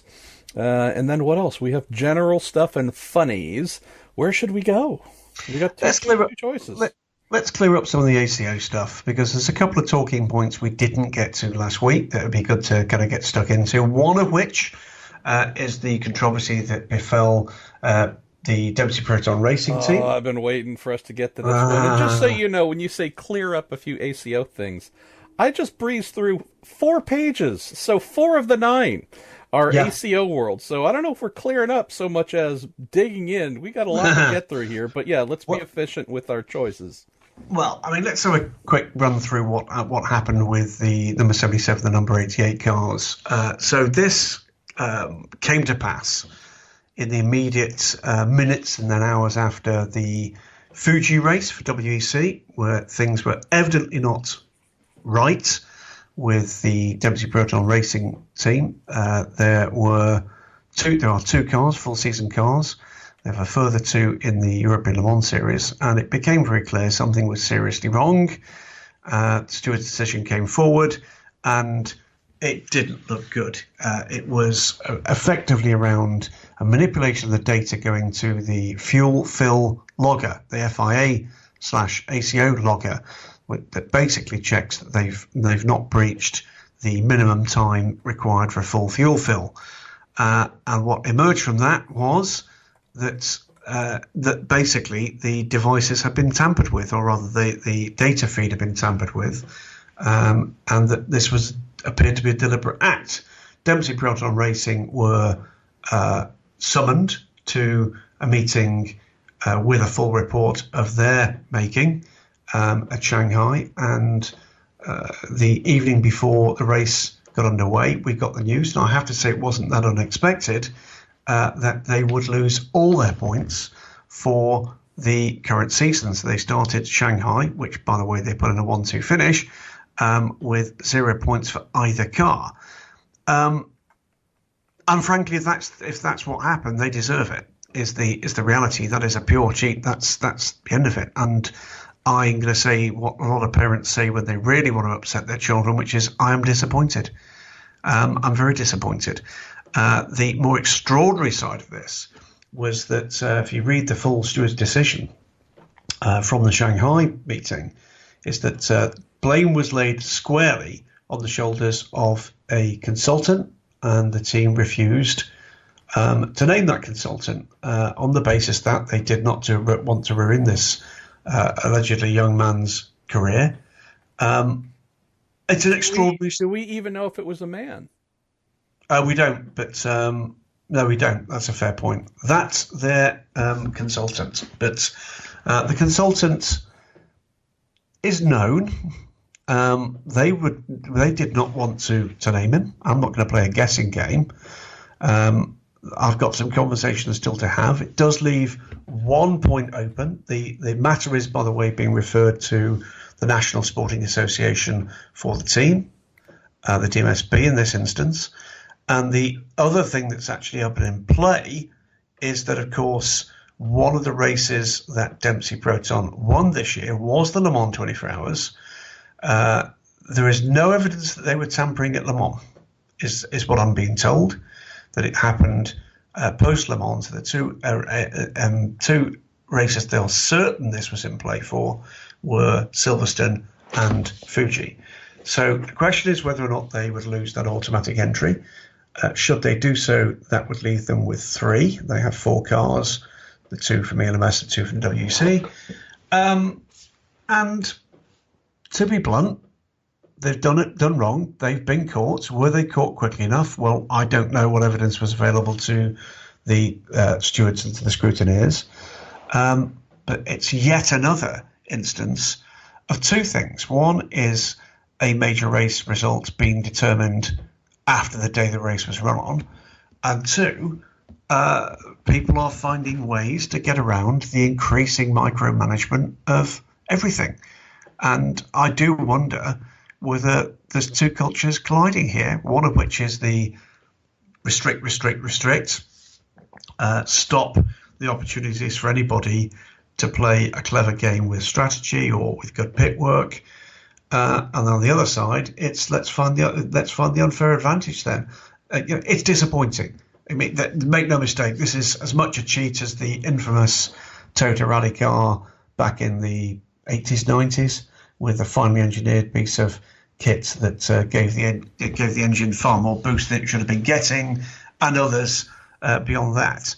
But a very quiet weekend. Certainly no comment available from anybody at Dempsey Proton Racing. They will get into recovery mode. I think there's been some other ripples around the effects on their programs. But as Michael Hogan, Trewavasaurus and iGroup 5, amongst others, Floodman 11 as well, another one of our regular guys from the Reddit groups, I think the general ideas coming out to their questions are pretty similar themes, MP, which is it is disappointing. We can point the finger of blame and say things should have been picked up earlier, but make no mistake, someone didn't obey the rules. That someone has been caught. That someone is now in the process of being punished, and we don't yet know whether or not there's further punishment to come from their national association or from the ACO.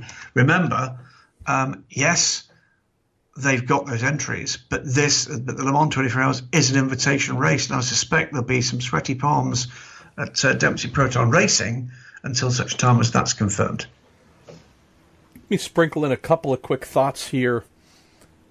I apologize for having to use this excuse again, but it is actually a valid one. With a lot of busyness at home and seemingly a never-ending barrage. I don't know, this isn't meant to sound complaining. It's just with a seemingly never-ending number of appointments to go to. Yesterday, for example, almost the entire day was spent about a 5-hour round-trip drive to Sacramento for an appointment. The day before was similar. Have not been able to delve into this one as deeply as I want to or to write about it. I love things like this. That's why I'm mildly frustrated that I haven't been able to, Graham. And I don't love it because I like adversity. I like it because when you have someone trying to circumvent the rules and then just some pure nonsense being offered as explanations as to who, how, or why, that's where my little spidey sense starts to tingle, and I enjoy writing about these things. So, while I cannot claim to have any inside knowledge about this, I'll be working on gaining that inside knowledge, though. There are a couple things to keep in mind. So, a consultant did this. Okay, interesting. Let's look at that first, and I would say almost exclusively. I have been hired as a consultant for racing teams to do a variety of things. One that comes to mind was aerodynamic evolvements and changes and improvements on a GT car. And that was great. I did my consulting, offered my input, said you need to change this from this degree to that degree, etc. And that was all done being hired as an outside person to deliver a service, obviously to deliver recommendations and or hard input on something that would make the team more competitive. Of the other things that have been hired to do as a consultant in racing, my wife, for example, is a consultant. In every instance, Graham, you are employed for usually a set period of time, either that or you're transitioned into a full-time employee, but especially while you're consulting, you are not, in almost any scenario, given free rein. Hey, go to the shop floor. Have at it. Do as you please. Don't even need to tell us about it. Just do whatever you think is best. Thanks a bunch. Tell us where to send you the check. That isn't how consultancy works. Consultancy works based on need and written or verbally presented expectations. Go forth and do these things to make us better, more profitable in this context, faster, more competitive.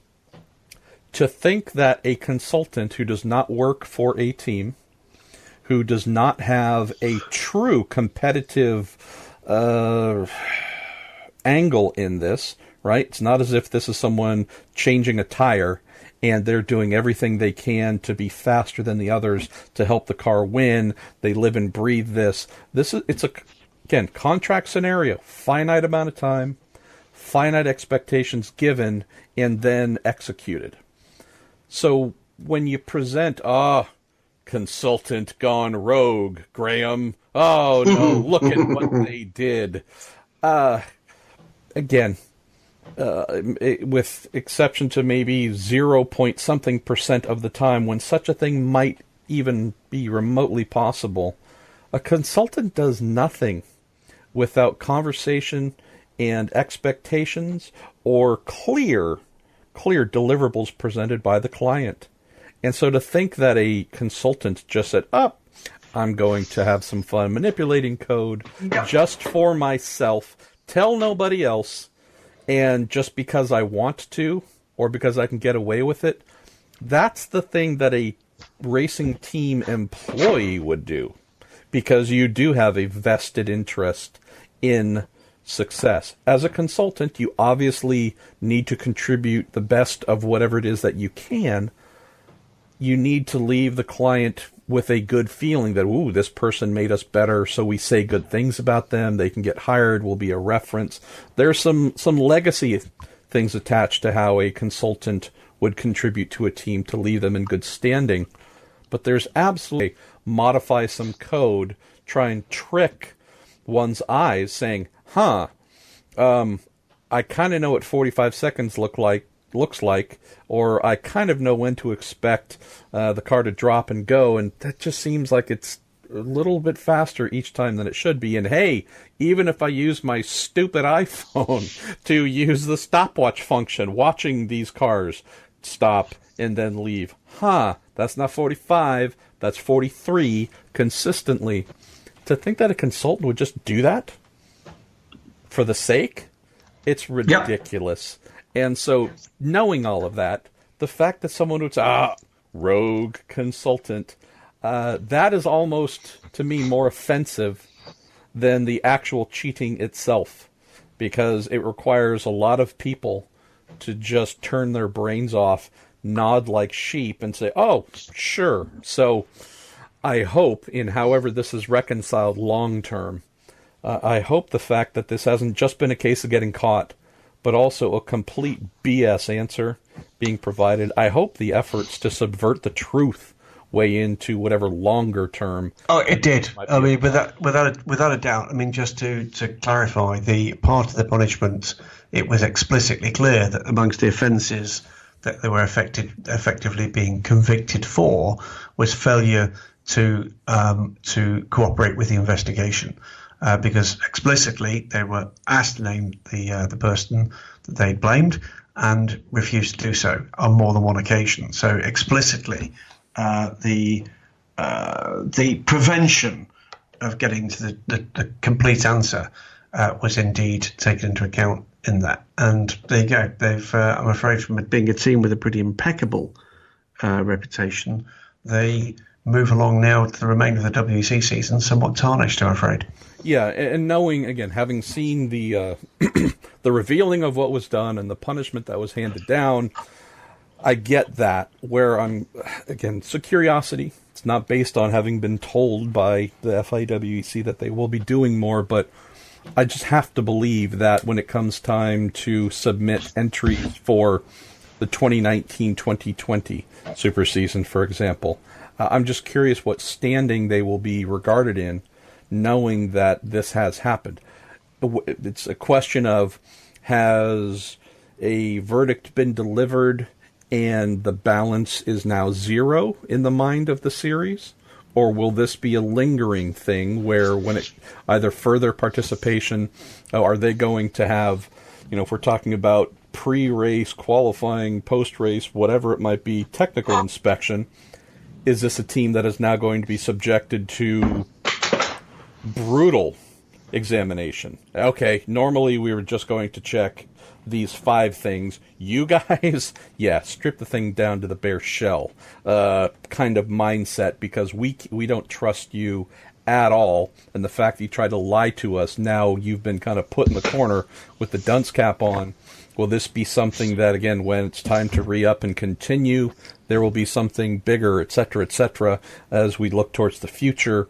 Does this examination end on their part, looking into anything systemic? I'm curious as to whether it's cut and dry or an exposed wound that stays open. There are 3 points that come out of it, really, Marshall, and it's a perfectly fair question. One is the Patrick Dempsey connection. Patrick Dempsey is involved with that team as a nominal co-owner. That will be, at least in parts, the route via which the Porsche support comes. Do they retain moving forward that, I have to say, excellent program utilising the junior Porsche talent moving forward? The other point that comes up is this, about that kind of longevity of punishment, if you like, and suspicion.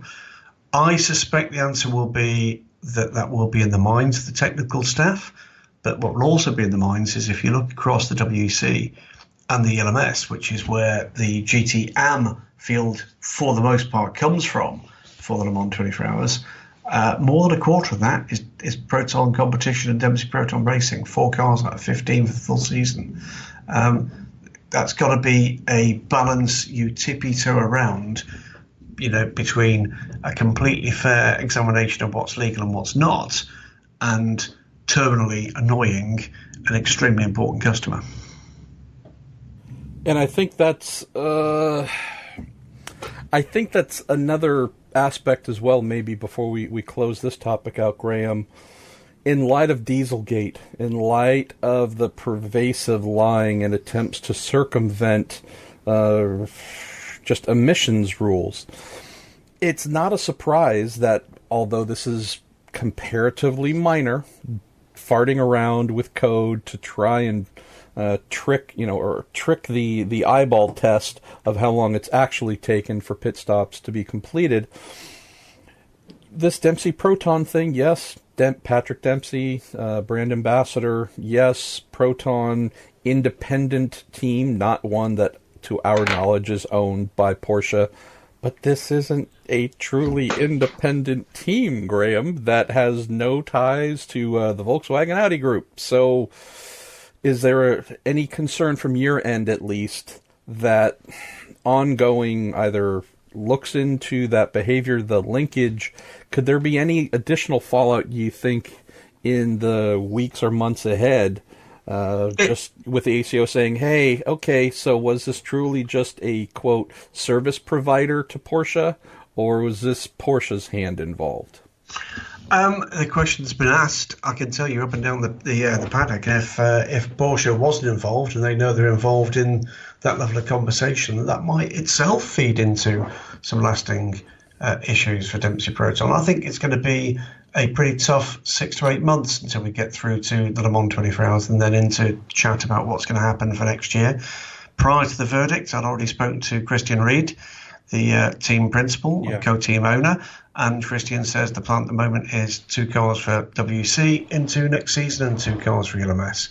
He has 4 Porsche, current spec Porsche 911 RSRs, and you'd expect him to want those to continue to be seen to be racing out there. There's still technical support, by the way, for the Italian EP Motors squad, so that's 5 cars, GT cars, GTE Pro cars that they are actively involved with.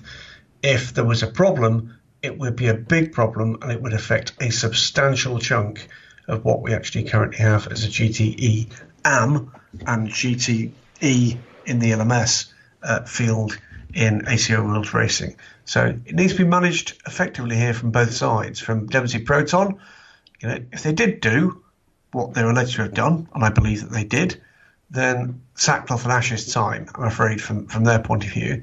From the ACO's point of view, yeah, I think you're right. I think there might well be a bit of a legacy in terms of the level of trust that goes on between, pit crew, engineering crew, and the technical crew at the ACO and the various championships that we see these guys in. Let's hope what it doesn't do is to remove that team from competition, because that would be a tragedy. All we know is that they've been doing this for 2 races. That's what the investigation says. I'd be remiss if I didn't throw these 2 other points in here quickly, Graham. The first one being, do you think, and I'm not trying to put you on the hook here, you can throw the question right back at me, but do you think that there's any aspect on the FIA-ACO side of not wanting to hit them too hard? I realize that wiping up, don't get me wrong, I realize that if we're talking it from a competitive standpoint, how the inaugural super season will be remembered throughout history, that their achievements will not be included as a result of the penalties that have been passed down. But I'm also half surprised they were not banned from participating in the rest of the championship, for example. So stripping points, stripping victory, get all that, but if we're talking about wanting to send a message, allowing a team to compete after blatantly cheating, then lying about it, having seen what the ACO and FIA are willing to do in terms of penalties for things that I would consider to be much smaller, and you go, what? Yeah. Oh my God, you guys are just hateful. I'm exaggerating, but for something this grandiose, I would expect a huge reaction, but it hasn't been that huge, in my opinion. Do you think that's due in part to the fact that they've lost some big spenders in the series? Porsche is still a big spender, even though they're not in P1, and there might have been a little bit of internal preservation of how could we send the biggest message without scaring away Porsche and this GTE AM associated team that they're with? Well, remember, the decision is made not by the ACO and LMEM, but by the FIA stewards on penalty. But is it possible there was some kind of conversation? Very possible there was some kind of conversation. I think to a degree, a couple of the answers we gave for the IMSA questions give a key here. Make no mistake, listening in this evening, this morning, wherever you are in the world, financially, our sport is in a pretty precarious position at the moment. These are expensive times, and they're difficult times to find people to fund that unless there's direct personal passion or interest or drive behind doing that. And I think what you've got with Dempsey Proton Racing and Proton Competition, as they race in the ELMS, is an example, and there are a number of examples like this, of a commercially successful operation in finding the backing, the gentleman drivers, the factory back drivers, to come and put those cars into contention. And do I think there might have been a step away from the precipice because they're so important numerically? Highly possible is the honest answer, because that's real life. Do I like it? No. We'll have a conversation with Christian Reed at some point about what his version of the events was. I most certainly will. There were times and places to do that, and Shanghai, before that team tackled a race in the wake of a penalty like that, was not the time and not the place. But they surely know it's coming, and the next opportunity we're going to get to see them is going to be Sebring. Let me throw this last item out, and this was raised by not only our listeners, but it occurred to me as well. Do you think, Graham, that we are seeing a team's efforts to manipulate stuff this deep, this far down into the minutia of control, as being an indicator that too much control in too many areas of competition is being exercised by the ACO and FIA with the WEC? Hey, we're now even going to, and I'm not saying now like it just happened, but for what they've implemented for the season, this minimum 45-second pit stop length and such. Do you think that level of, we are mandating, putting in guidelines for almost every single thing you do at all points in times, and there's penalties if you don't do it the right way and too fast, too slow? Do you think that what the Dempsey Proton team did might have been as a symptom of, man, the areas for us to be true individuals and eke out an advantage in the ways that we have been accustomed to, they've been narrowed down so heavily? We need to maybe see if we can get away with one here, manipulating code to unrestrict ourselves a little bit in this area. Do you think this is a byproduct of too many rules and regulations, really forcing teams into almost a mindless, just rote, do ABC, paint by the numbers approach to racing? And this is the first team to really kind of leak out as the one to expose that? Or do you think this is just a team doing bad things regardless of all that? Well, I think it's certainly a motivating factor. You almost answered the question yourself when you talked about your role in consultancy, which is you're brought in, presented with a prevailing condition, and asked to find ways that you could improve performance. And, I think in this instance, if actually the only way you can improve performance are to cross onto the wrong side of the legal, not legal by regulation, then that is a worrying time. We saw what happened at Le Mans with the LMP2 category, where the G-Drive racing team run by TDS Racing had both of their cars, the G-Drive car and the initial fourth placed TDS car, excluded from the results. The difference there was when challenged, they immediately said what they'd done, because they say, and their actions since then would tend to indicate that this is their true feeling on it, they say what they did, they believed was legal and within the rules. There's no doubt that what was done in this case was not legal and was not within the rules. And it equates to a conversation I had with my daughter. We're talking about one of her friends who'd been a bit silly and had been caught shoplifting. And I don't mean silly because they've been caught, I mean silly because they've done it. But are we calling, so she's friends with Stephen Kilby? All right, absolutely. That's good to know. Absolutely. It's, and I was explaining to her that, look, that was silly and that will have consequences. But also made the point that had it been a shopkeeper, a shop member of the shop staff that had been caught stealing, the consequences for them were likely to be a lot harder because they're in a position of trust.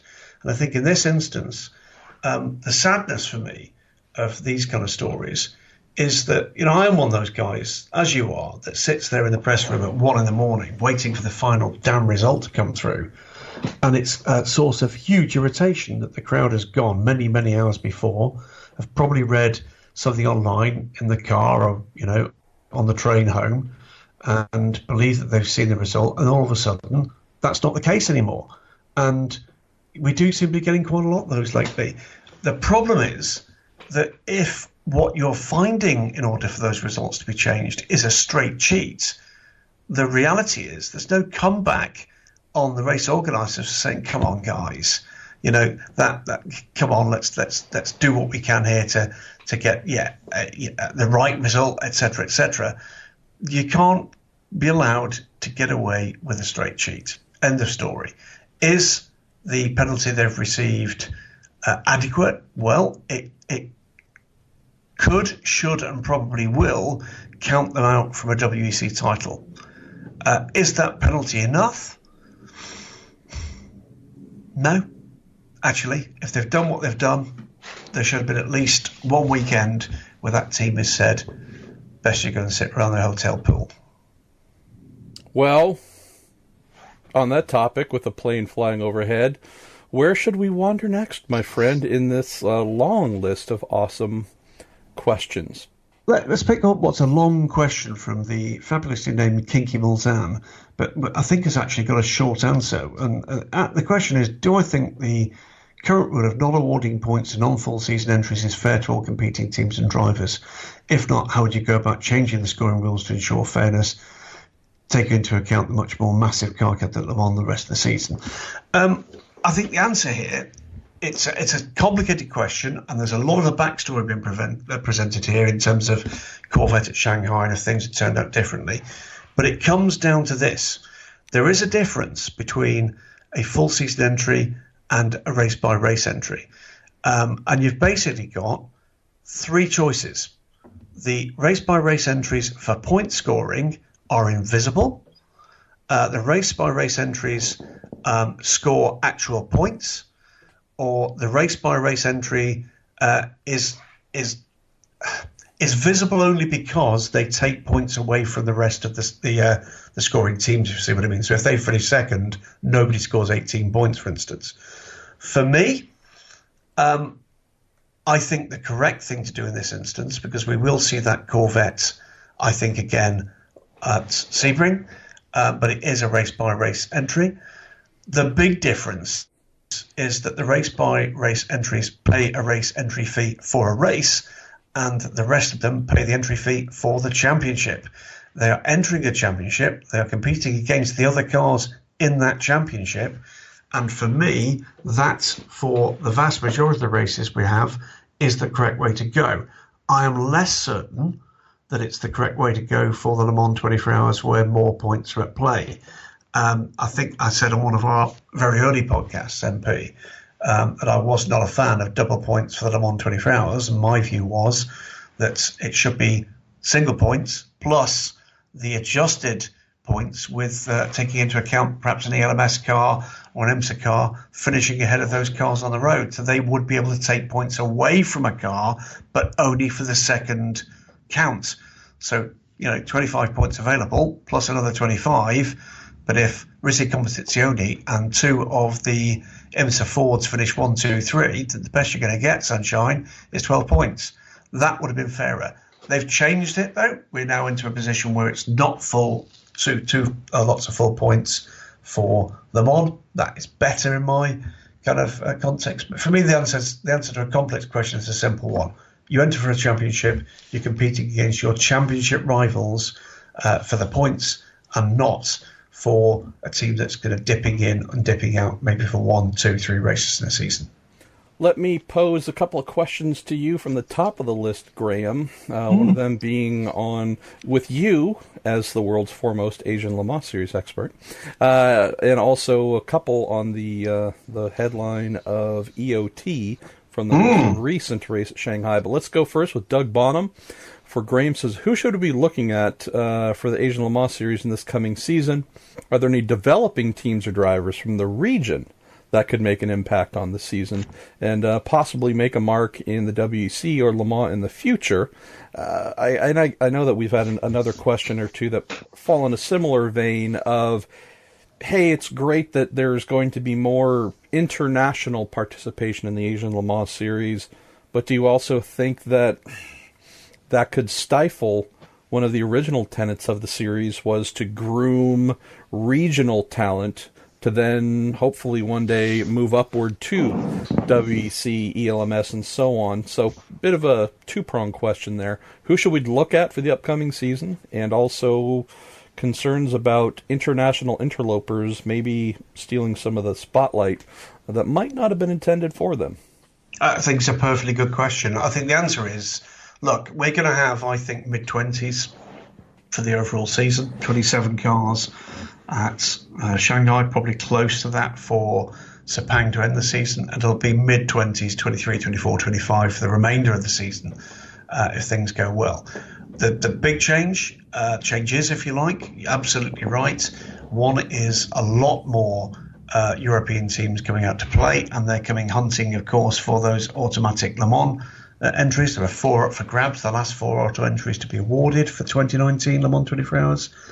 They're also looking for opportunities, by the way, to squeeze a little bit more commercial activity from their customers over the winter period when there's little or no racing that those teams are involved with other than this. Could it stifle it? It could. There are no real signs that it is. If anything, I think at the moment it's almost trickier for professional motorsport teams in China than it is for some of them in Europe. It is a sport that is growing rapidly in China, but there are some growing pains in terms of infrastructure. It's the silly things like getting things from a port of entry to a circuit is a lot more difficult than it would be coming into most Western markets. We traditionally had some issues with that in Shanghai. We had it again this time. One car coming late, one car that came in as a replacement for a fire damaged car, suffering provincial border paperwork difficulties, and one team whose container simply didn't arrive and actually had to beg and borrow bits of kit from up and down the pit lane. But who to watch? There's some names that people listening in would be familiar with. Spirit of Race and their LMP2 car winning their first race at Shanghai after 2 of the, we expect, title contenders out early on. There is barely an LMP2 car in the 8-car entry, and it's effectively split 5 in LMP2 and 3 in LMP2 AM. Barely one of them not capable of taking that title. It is fair to say that I think the European teams in LMP3 have probably got the better mix. Jackie Chan DC Racing had an absolute mare on the opening day of the season, but there are signs that some really talented young people are coming through in this. In LMP2 AM, Lin Kang put in a sparkling stint to start the race for the ARC Bratislava team, an LMP2 AM effort, and got stuck in amongst the leading group.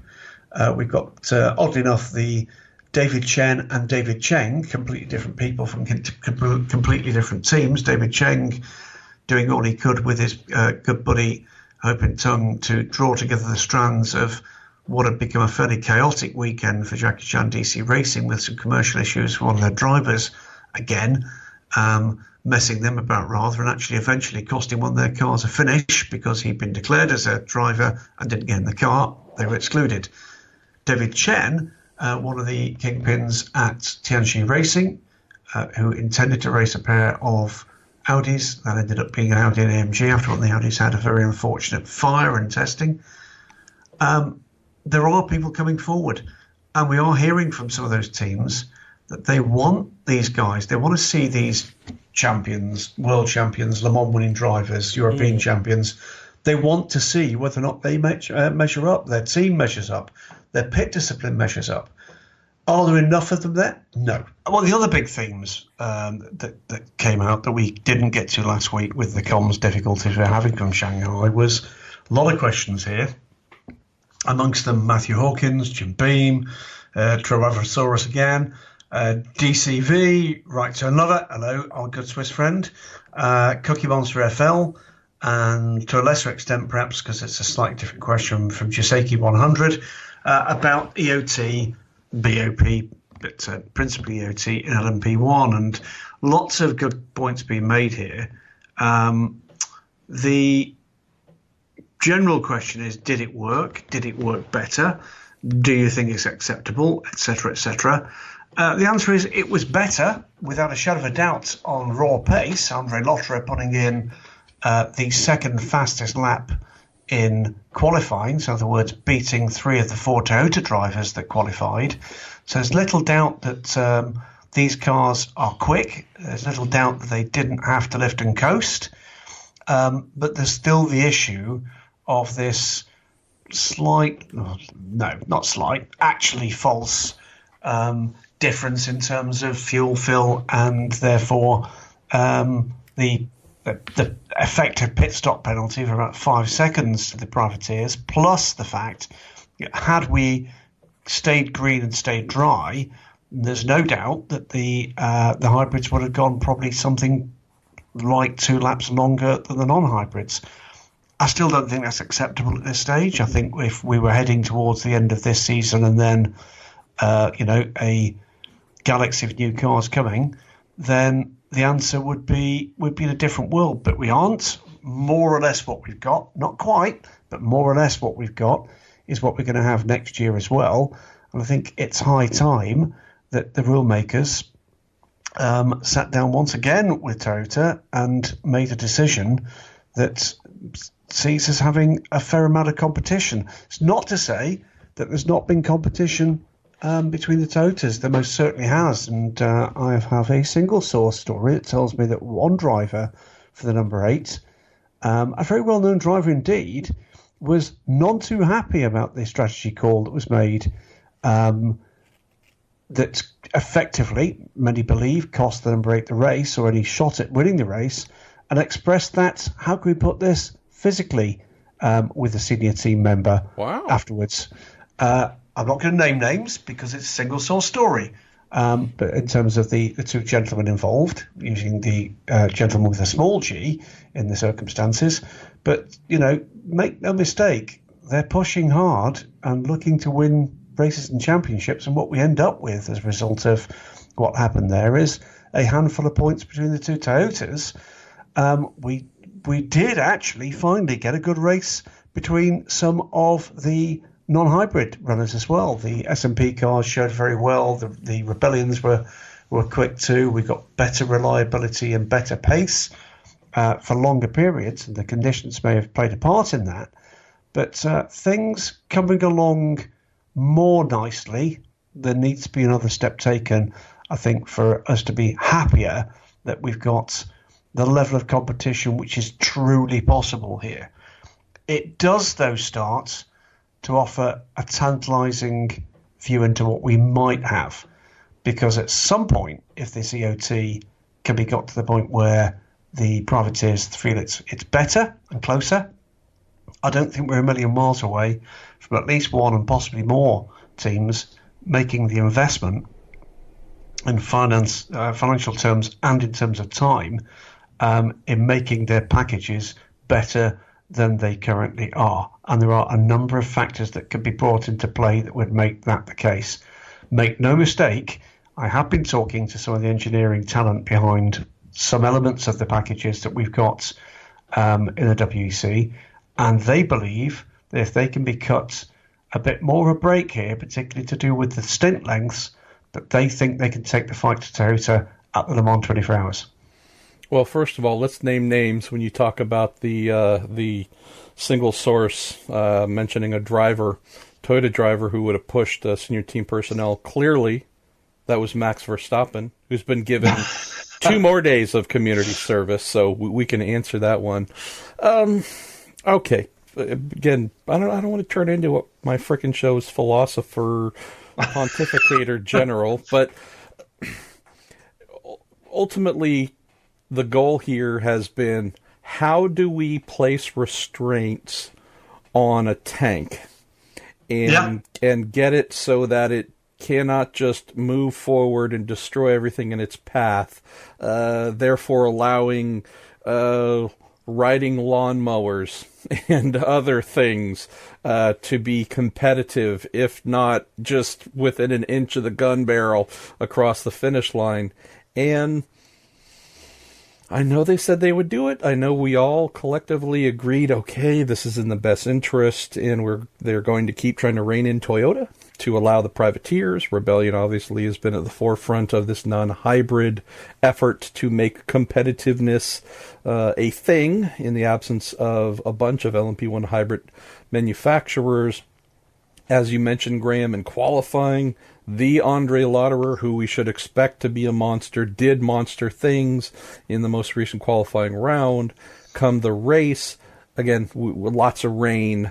That's the only part for me where I say, okay, it's a little hard to expect consistent EOT functionality when in a dry race. And since we're monitoring this and talking about it seemingly on a race-by-race basis, did they get the EOT right or wrong, what needs to be done? I get it, I understand it, I appreciate the efforts involved. I also appreciate that in qualifying, Rebellion got very, very close to pole. I would just say that, there's also just has to be, I think, a practical acknowledgement that if Toyota wins every single race, that's just Darwin telling us that's the way it should be. That's just reality reminding us that no matter the mechanisms man puts in place, that tank should always be up front. That just, oh my goodness, the unstoppable force. For all the reasons we've discussed dozens and dozens of times, I know it's getting closer.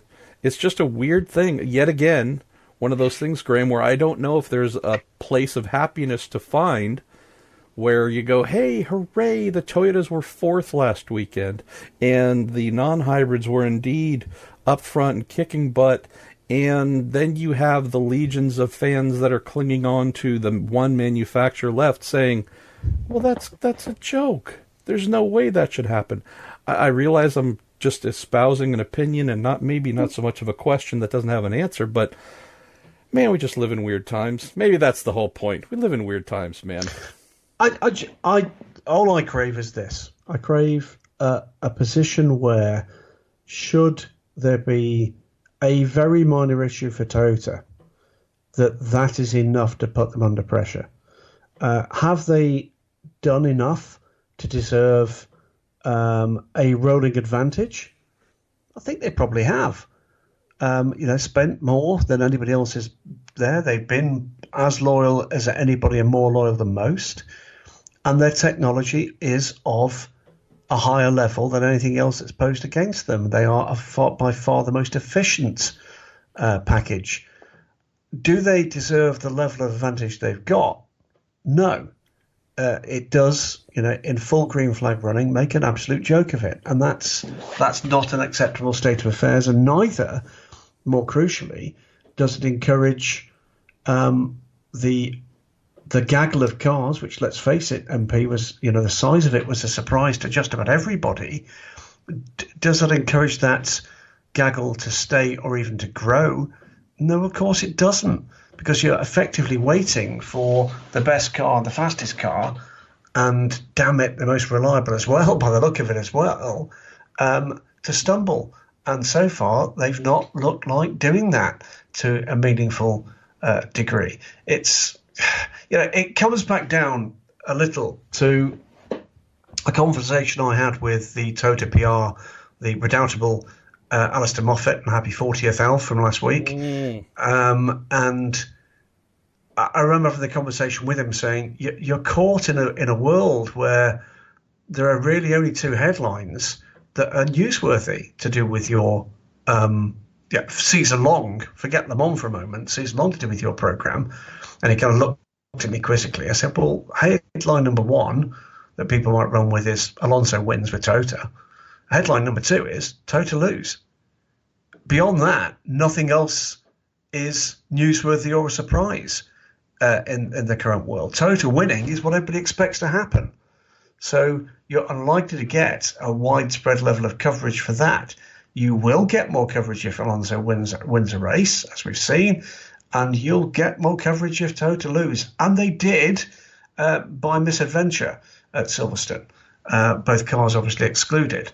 But it's given the rest of them something to chase in terms of the points, but what we really want to see is them chasing in terms of the on-track action. And yeah, much as I can get excited for 15 minutes at a time on a Saturday, with qualifying sessions,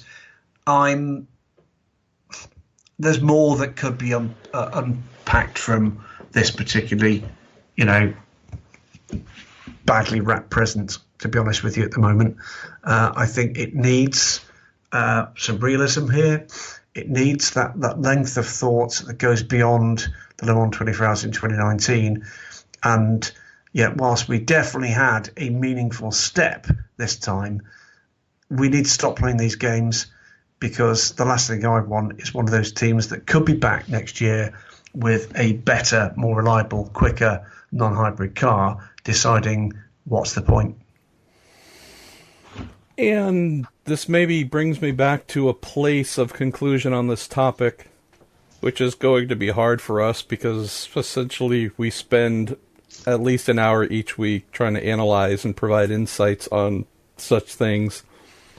But maybe we're just in a phase, Graham. Maybe the wider acknowledgement we need to make, and hopefully others can make, if you agree, is maybe we're just in a time where there is no proper solution. Something that you go, okay, that all makes sense.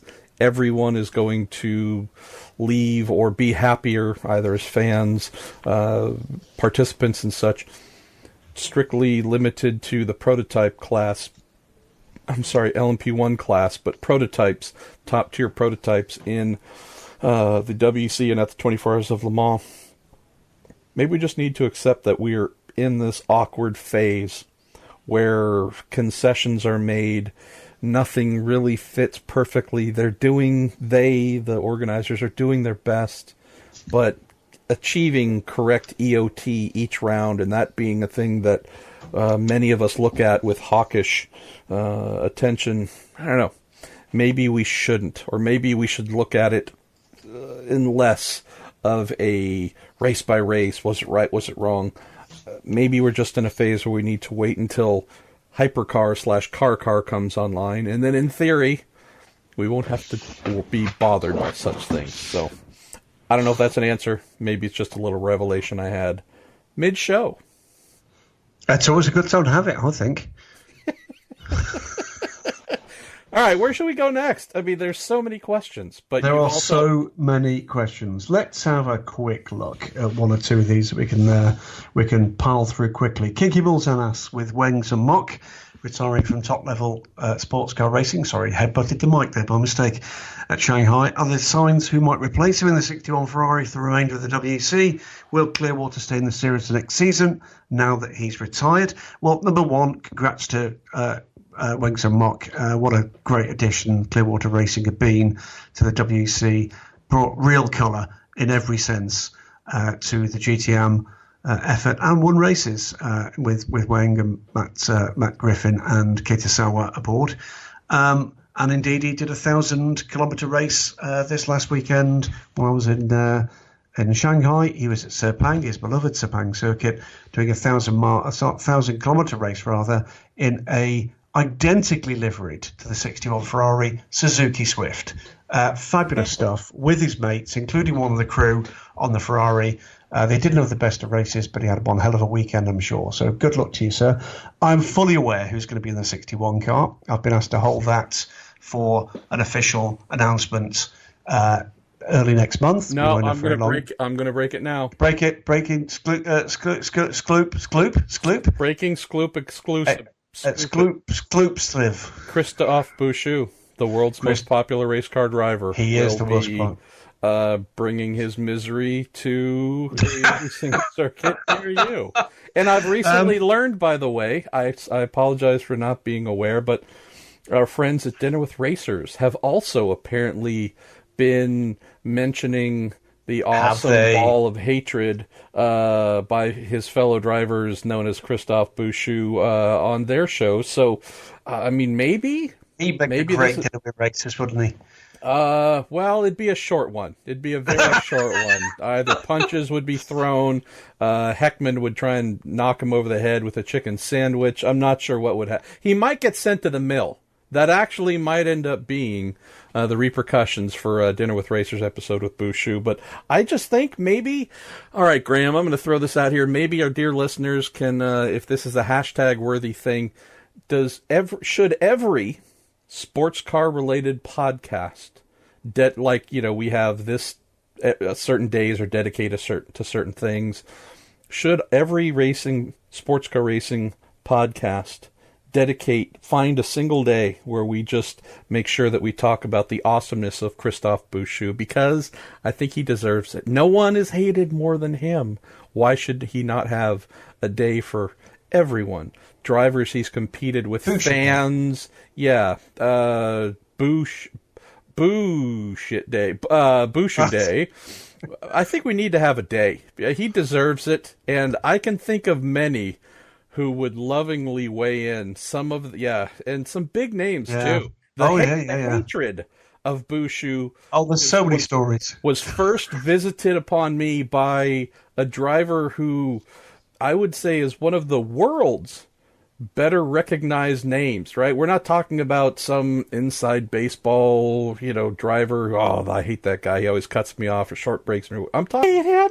He did what to you? Oh, so yeah, his legions of non-supporters run the full gamut of fame and success in the sport. So anyways, dear listeners, if you think we should dedicate a hashtag We Hate Bouchou Day, and every sports car racing podcast should maybe dedicate time to this day, tell us yes or no. And if you have any suggestions, next year's 2019. If it was 2016 or 2006, we could cobble together kind of a June 6th and, some sort of 666-ish type thing. But I don't think that's going to work in 2019. But anyways, send us your suggestions if you think my idea even deserves such a thing. And if not, the silence will tell me it was another stupid concoction.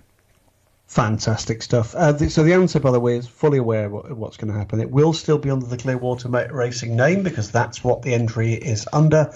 I don't think it's going to be telling too many tales out of school that we will see Matt Griffin continue, but you will see a couple of familiar names joining the 61 crew. But it will be two drivers that will be changing from those three. Ketasawa, my understanding is, will be leaving the team together with Weng, and that'll be very sad as well because he's been a smiley part of that effort too. But a chapter closes in GTM.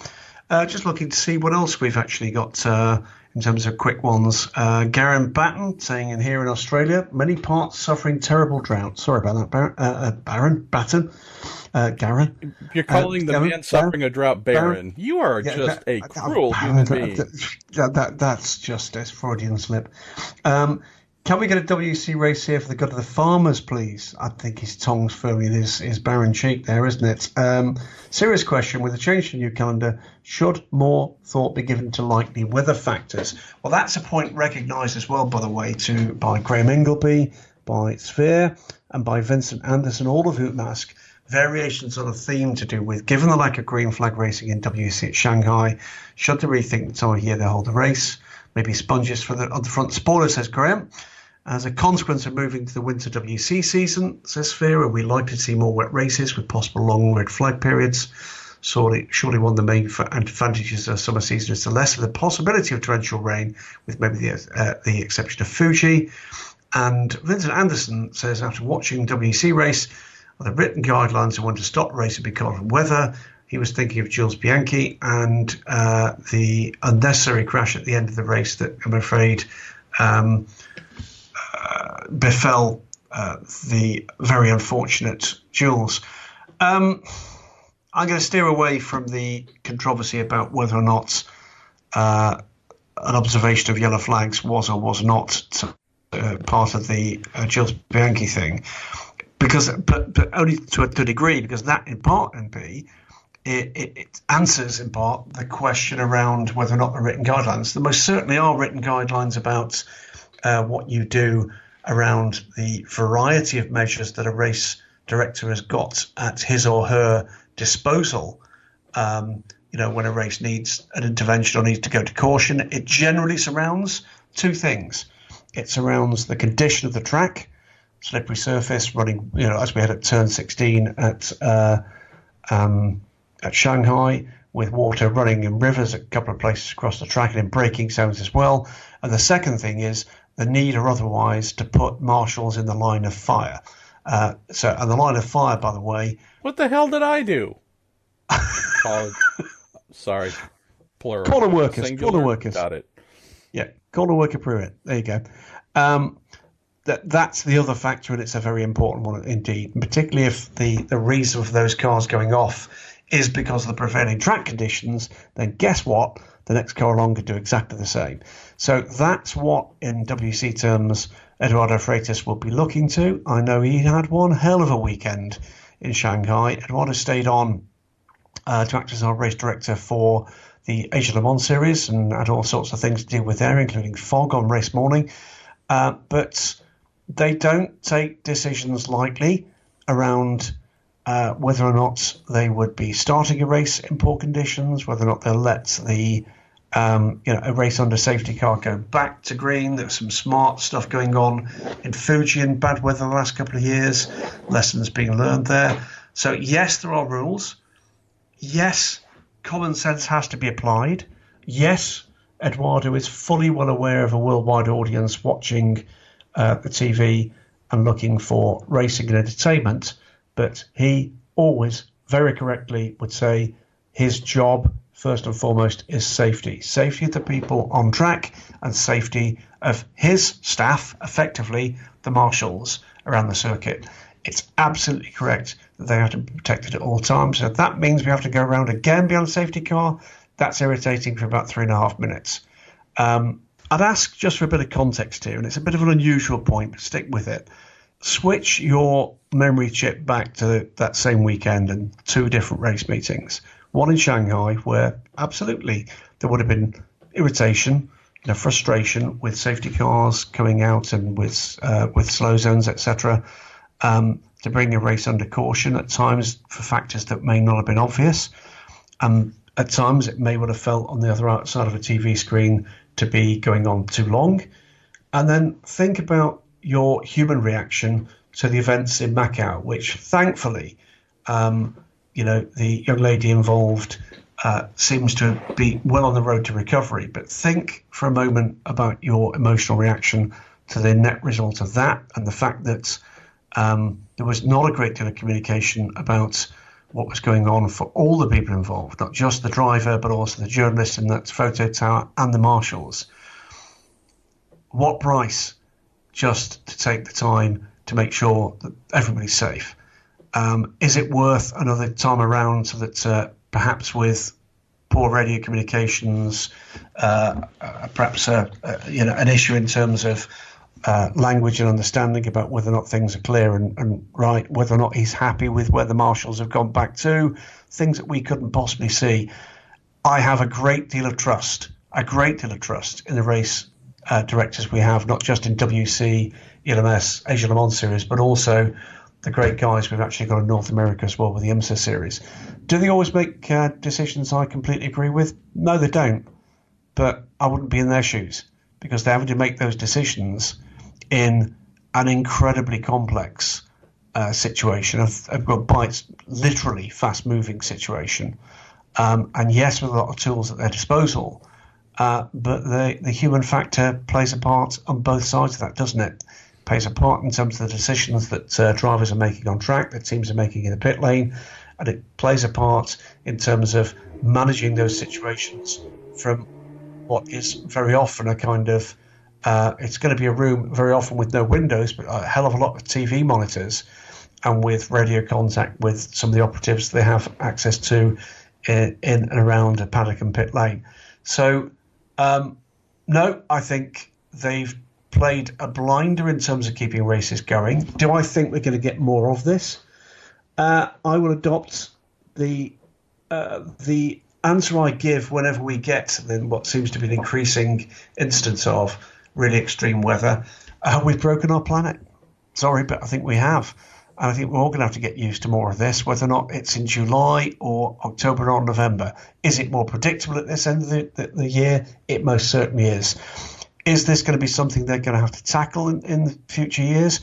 I think if we actually go back round the Asian flyways again and find that we're getting limited running, there will be pressure to do that. But there's a reason why these races happen at this end of the year, and it generally tends to be around the availability of the circuits and also the viability of the logistics. You're not going to get to a position where we go to Fuji and then go, for instance, to Brazil, and then maybe to Monza, and then maybe back to China. That's not going to happen, because the way they're trying to keep the costs down is the freight goes by ship. And you need to keep these races physically as close as you possibly can to the next one in the chain. They're the reasons. Honestly, like them, loathe them, agree with them, disagree with them. They're simply the reasons.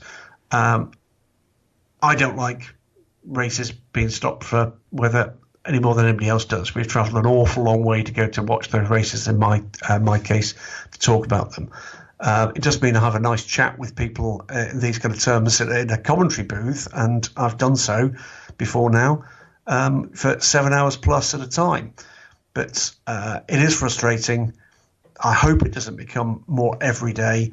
If it does, then I think we're into a different world of planning than we currently are.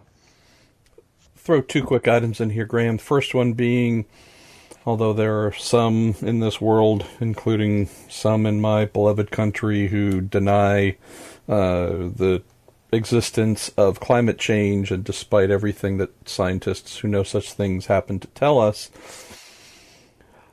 it seems to be growing harder to draw trend lines that say, aha, if you hold this race at this track in this month, then you can expect this type of weather.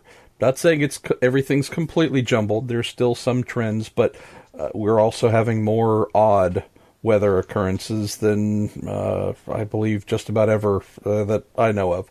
So that's one thing. It does make it harder to say, oh, well, see, it always rains when if you hold it at this time.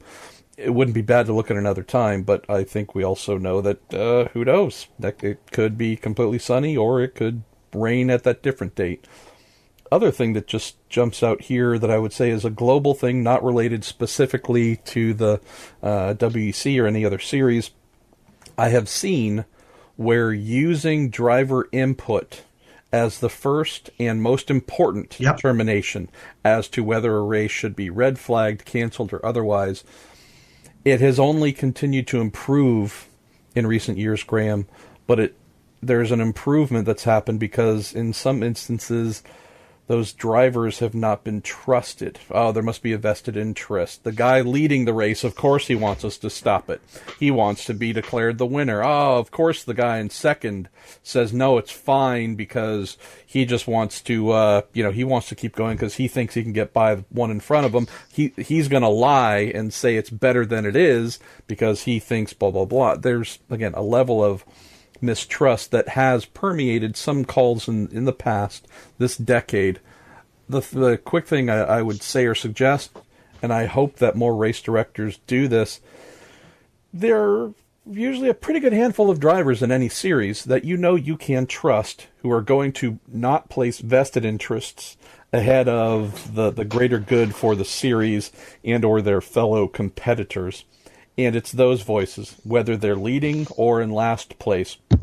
I would say for each race director to build that kind of core, all right, I'm getting on the radio to whomever, and if we're talking multi-class racing, obviously you'd want a couple of those trusted resources in the fastest prototypes, and a couple of those trusted resources probably in a Pro-Am GT class, and to get some input. Hey, it looks nasty out there. How are you? Can you survive it? What do you think? What's your visibility? What's your traction?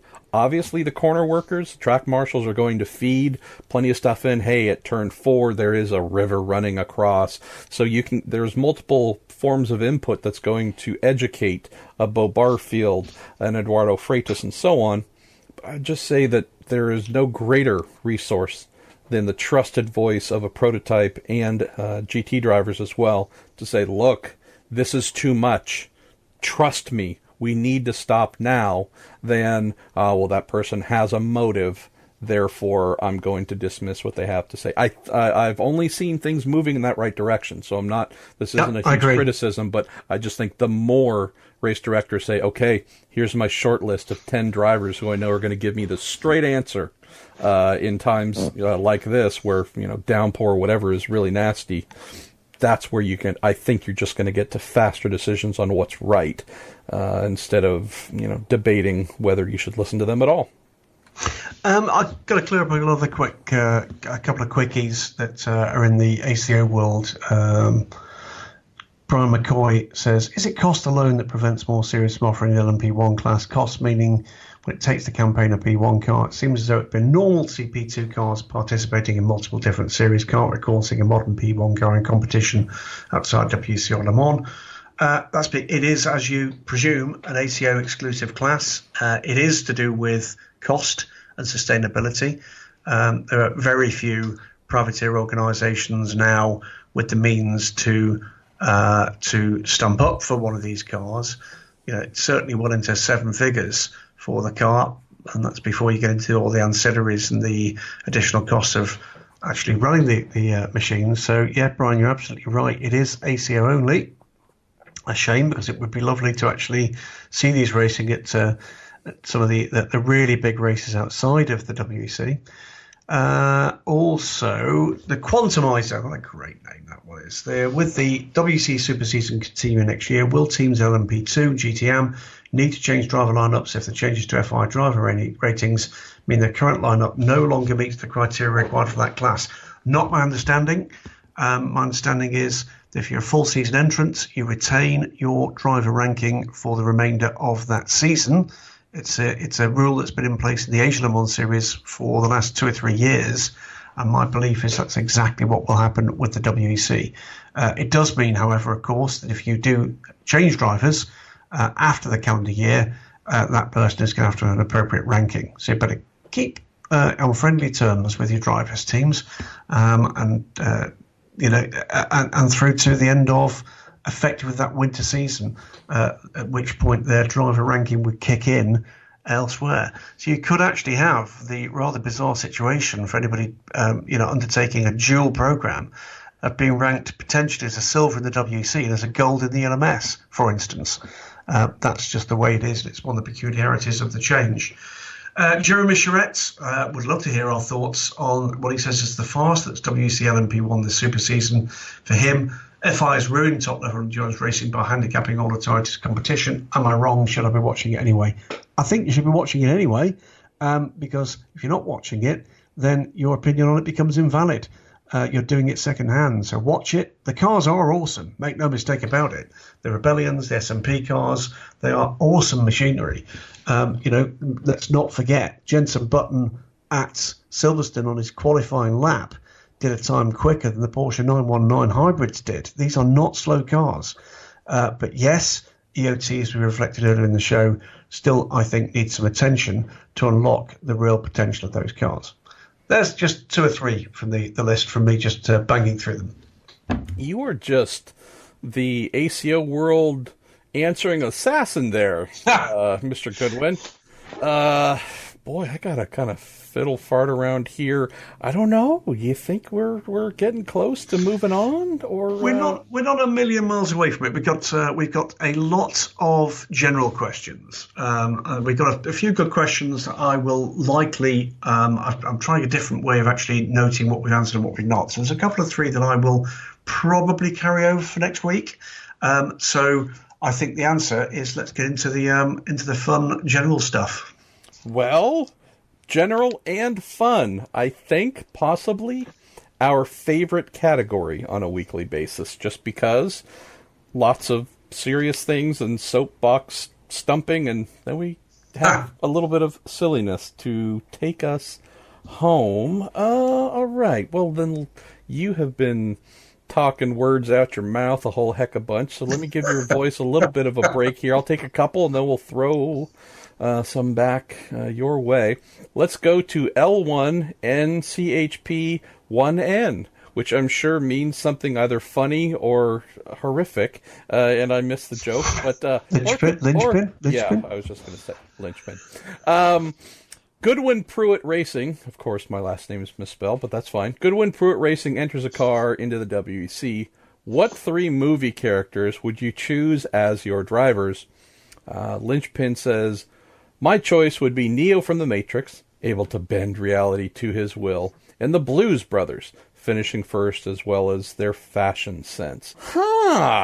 This is an awesome kickoff to our general and fun questions. Which 3 movie characters, so not actors, but the actual characters they play, I got one. All right. Well, I was trying to give you a break, but you're no. on fire. No, it's going to be Dominic Toretto in the Fast and Furious movies. Why? Because there's always another 7 gears. Always. Well, he can also pop wheelies too, but he's a drag racer, so you're going to throw him in? He's better than that. Have you not watched the films? They're fantastic. I have makes motorsport look boring. No, they're complete trash, and I love them. No, but I'm just saying, it's just pure bubblegum nonsense and machismo and all kinds of just mixed messages, confusing stuff. It's not going to stand the test of time at all. No, what was the last one? A nuclear sub beneath the ice. I mean, again, it's amazing. But truly, as someone who looks forward to movies that just allow me to embrace my inner idiot, there's this thing where I could watch all of them back to back in a very very primal way. There's one thing that has always confused me about that series of movies. Was it 7, 9, 14 now? Whatever 7, it is. I think. And not one of those has any character in that movie said, you lot really like Vin Diesel. Not once. It's never happened. Oh, yeah, that's a great point. If anything, that needs to be fixed in the next, possibly? Yeah. That's a thought. I don't know the producers. All right, so you've got one. Let me try and think of who else. Well, if we're talking endurance racing and a 3-driver rotation, I would definitely say Cal Naughton Jr., because you definitely need the bake in a shake-and-bake relationship. Dominic Toretto strikes me as very much the shake. I wouldn't necessarily go... Yeah, I think I'd just pick half of the Talladega Nights crew. We need the more supportive, the teammate who's just going to say yes to anything. Emotionally stable, yes. Well, yeah, not quite a stable genius. That's reserved for one person in this world. But yeah, there's something there. I would actually go with another Will Ferrell character as my lead. So rather than pick his character from Talladega Nights, I would go with his character Ron Burgundy. Oh! Not only a quote machine, right? I mean, no matter where he's racing, you're going to find out the true origins of the name of the city, San Diego, so that's pretty awesome. You know what he's going to smell. You know what his books will smell like. You know what cologne he prefers. There's so many great things. Just he's going to be a media darling, but the almost abusive male confidence that he has in everything that he does, irrational confidence, that's the thing where I think that's going to put him over the top as possibly our lead driver, Graham. But do you think that irrational confidence would clash with the irrational machismo of young Mr. Toretto, and those two would clash? Oh, probably, but that would make it all the more entertaining. Yeah, wouldn't that'd be awesome. That would be a punchy WEC lineup for sure. I think, and if they had any kids, they would obviously be named Texas Ranger, and I forget the other one. But yeah, so all right, well, not too bad to open here. Where should we go next for generals? Let's have a go at Patrick Thomas, V8 Supercars question. That'd be a bit of a change. The new V8 Supercar Mustang recently completed testing at Phillip Island. His question is, will the Mustang being homologated entice more manufacturers to bring in an entry, bolster supercars into a more international racing series? Hope so. Fear not is the honest answer. I think supercars at the moment, number one, great to see actually what is a good-looking car being touted for the next era. They've been flailing around a little bit for a little wee while for the next phase in supercars, and it's, make no mistake, V8 supercars is a bit of a global phenomenon, really. It's one of those series that race fans around the world keep an eye on because it's utterly different from anything else that's actually around. And it'll be interesting to see what the next punch is that's thrown. Is there a possibility someone may step up and do something left field? There is. I'm not sure where it's going to come from. But then again, we've had Volvo and Mercedes-Benz and Nissan joining the fun. What was the All-Australian, motorsport show? Who's to say that someone won't step up and do something just a little bit extraordinary? I hope they do, because I think that, as we were talking about earlier with the point about the minnows not being perhaps welcomed in the future, it would be great to see something that a fan base that doesn't necessarily align behind Ford and GM can actually get behind. What do you think? Yeah, I think with what the series has done and or teams have done in concert with the series and exploring things like, should we go to a twin turbo V6 power plant? What should we do? Yeah, I think auto industry wise, with Nissan pulling out, with this Ford Mustang coming online, I think that is great. I also wonder, though, Graham, if this is going to be at least a short-term, mid-term norm for the series. One that I love, and I've always professed my love for it. I don't know how many manufacturers in a country of 20 million, I don't know how many manufacturers are going to dive in at this stage, at least. So I'm curious, similar to the aforementioned Tequila Patron commissioned Nissan Onroc DPI, bit of a specialist entry into a manufacturer-laden water. Just curious if the series, in the interest of diversity, could welcome more of this. Hey, someone wants to turn a name the model, do a modest production run of this thing, and pick the brand Mazda of Australia or whatever of Australia has said they'd be willing to commit a little bit of marketing money to it as well. But this isn't a big giant manufacturer involvement. Again, I know this may be answering a little bit laterally, but just curious if that might be a direction the series would embrace. I know that we've heard about concepts, as you mentioned, Hyundai is one of them. There have been a couple that have looked at the series and said, ooh, should we, could we, might we, if it's going to grow beyond the two manufacturers that will resume next season down from 3. Yeah, I just wonder if the series maybe needs to acknowledge the times and say, okay, well, boy, if BMW of Australia could put in a little bit, and name one of the racing teams or specialist constructor wanted to do a batch of 6 BMW M8s or whatever they might be, that could be used by some teams in lieu of a full hardcore BMW motorsport involvement by way of Germany. I think that might be that might be a smart move for the series if it doesn't have those big brands willing to sign up lock, stock, and barrel. Yeah, I think that's a fair point. Couple of questions. Not dissimilar theme, so I'm going to ask them both together, and I'm going to ask you for your answers on both of these first, MP. Right Turn Lover says, you're starting the Pruitt and Goodwin Sports Car Racing Series. Again? Who would you choose? Yeah, again. Who would you choose to run it? Atherton, Rattel, Fillon, Neveu? Who and why? And the second question is, what's the event, this comes from Floodbin 11, what's the event you've had most fun covering this year and why? Do you want me to take the first one, or you want to take the first one? I think the answer from me would be, I'd like to see somebody new, actually. I'd like to see somebody coming in. New or new? New. Okay, got it. New.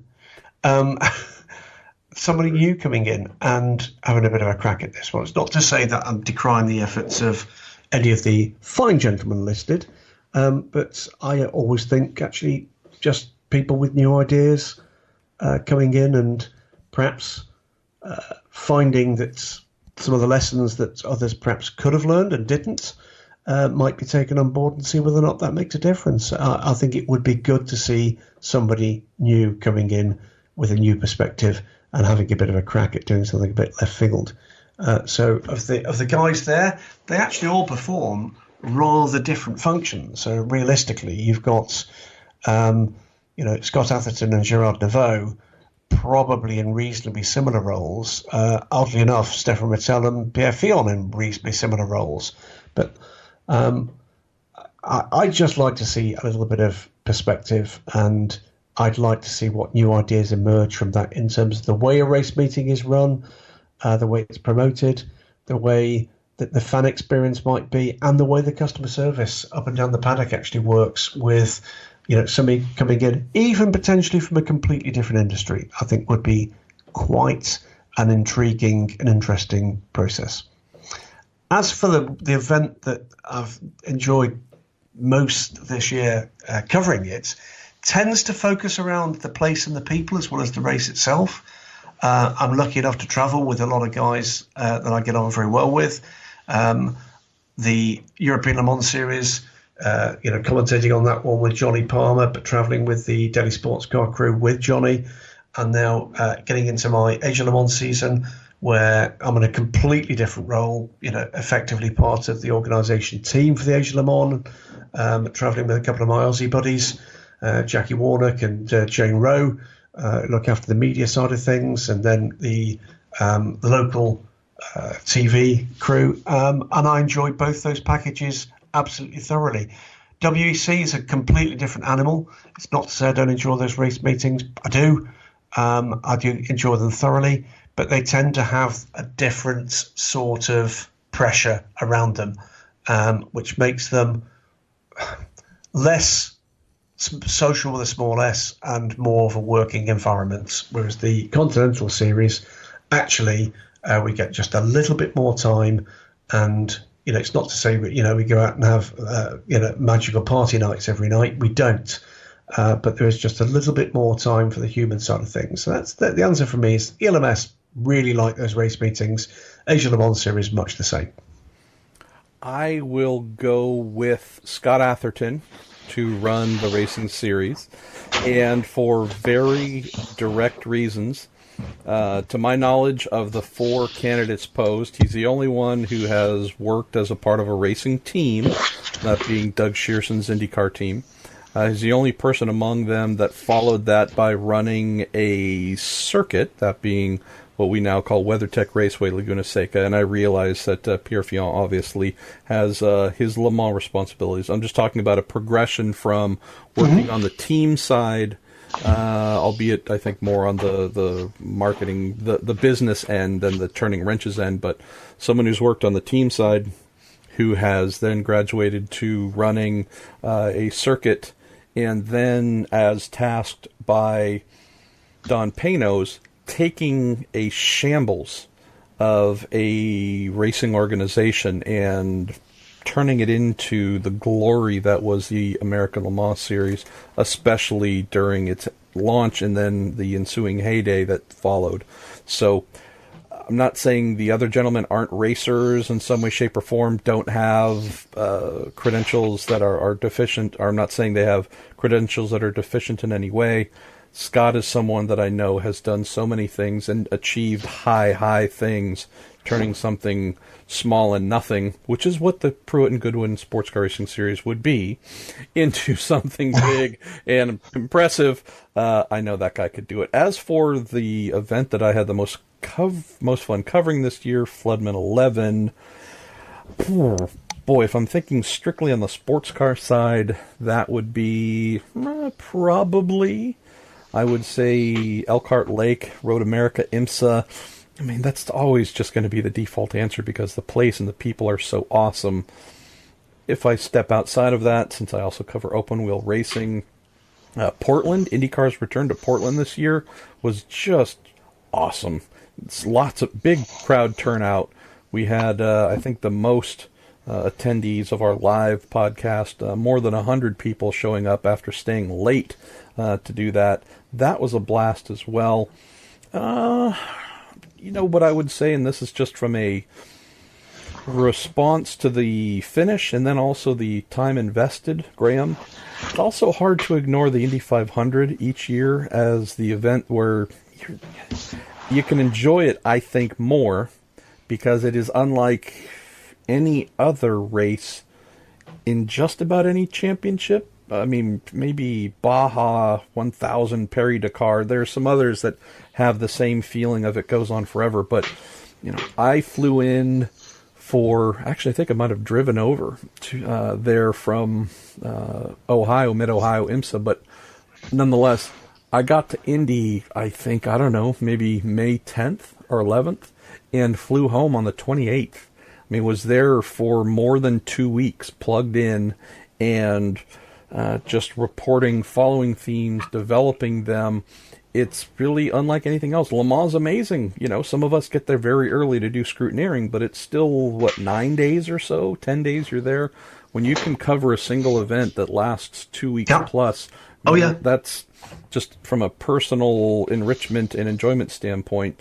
It's not one of those, all right, I'm in, I'm out, and on to the next one. It's, I'm heading into the bunker here for a good while. So I think a lot of enjoyment comes from that. So I would say the Indy 500 really stands out too, outside of IMSA at Road America, and probably capping it off with our pal Will Power, the man with the craziest eyes in motor racing, who was telling the world, cursing on the cool-down lap and screaming and yelling like a madman in Victory Lane. It's just the raw emotion of that. That was pretty amazing. So I think that might be my answer. Excellent stuff. No, it wasn't. But let's go to something else. Let's try this one. Floodable 11. It's another one from our Aussie friend. One, he says on a somewhat touchy subject. We've touched on Macau again, but the point he makes here is one worth visiting. It comes as a result of the Sophia Flörsch F3 crash. And he says that, and I didn't watch it live, so I can only take it from you guys. If you only watched the broadcast, you would not have known about the accident. Broadcast continued with what he describes as an overall jovial attitude. Extended break was for barrier repairs. For him, lack of acknowledgement of the severity of the accident made him anxious. It was only after a release post-race that announced the condition of those involved heard anything about the incident from official sources. His question is, what responsibility, if any, does a broadcaster have to inform an audience of a serious accident? Does that responsibility change with the severity of the accident? What about if the accident was caught by TV camera and broadcast live? Okay. Well, okay. Yeah, I mean, this is maybe borrowing some from the Week in IndyCar podcasts from a few months ago, but we went through this exact same dilemma, these exact same questions, and thank you for asking them in this context on the Week in Sports Cars, but we went through this with Robert Wickens.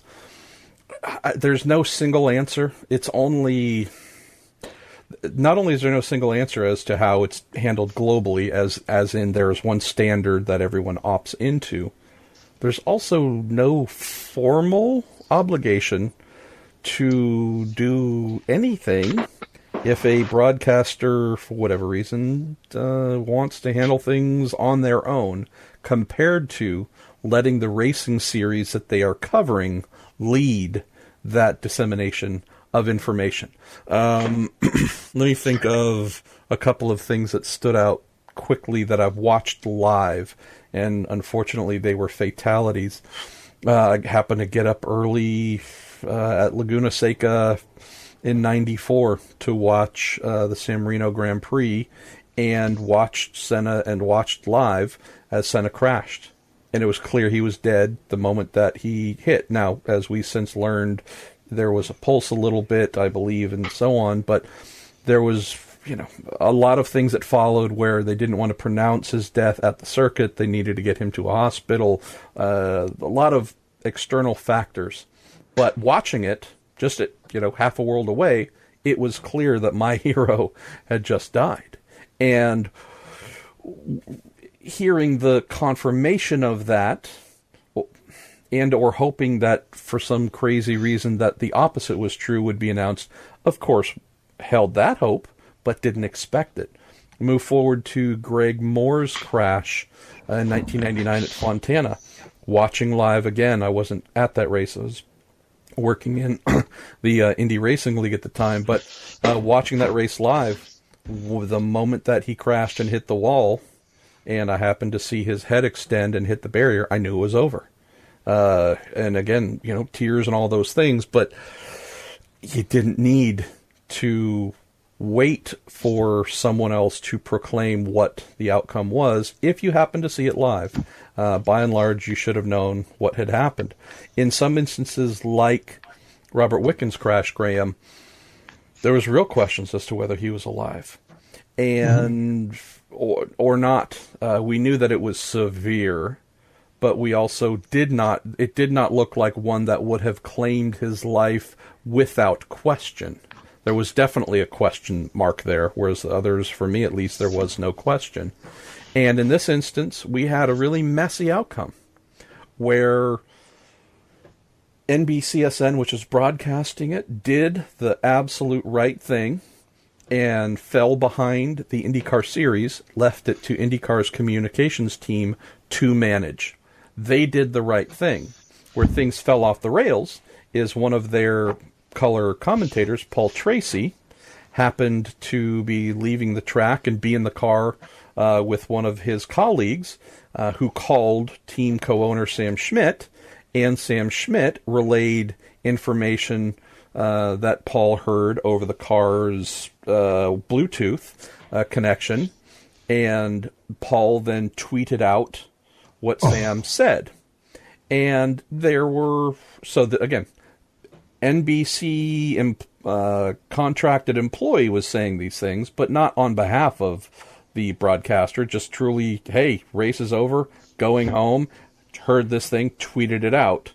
That led to some not happy stuff going on between the series and the broadcaster.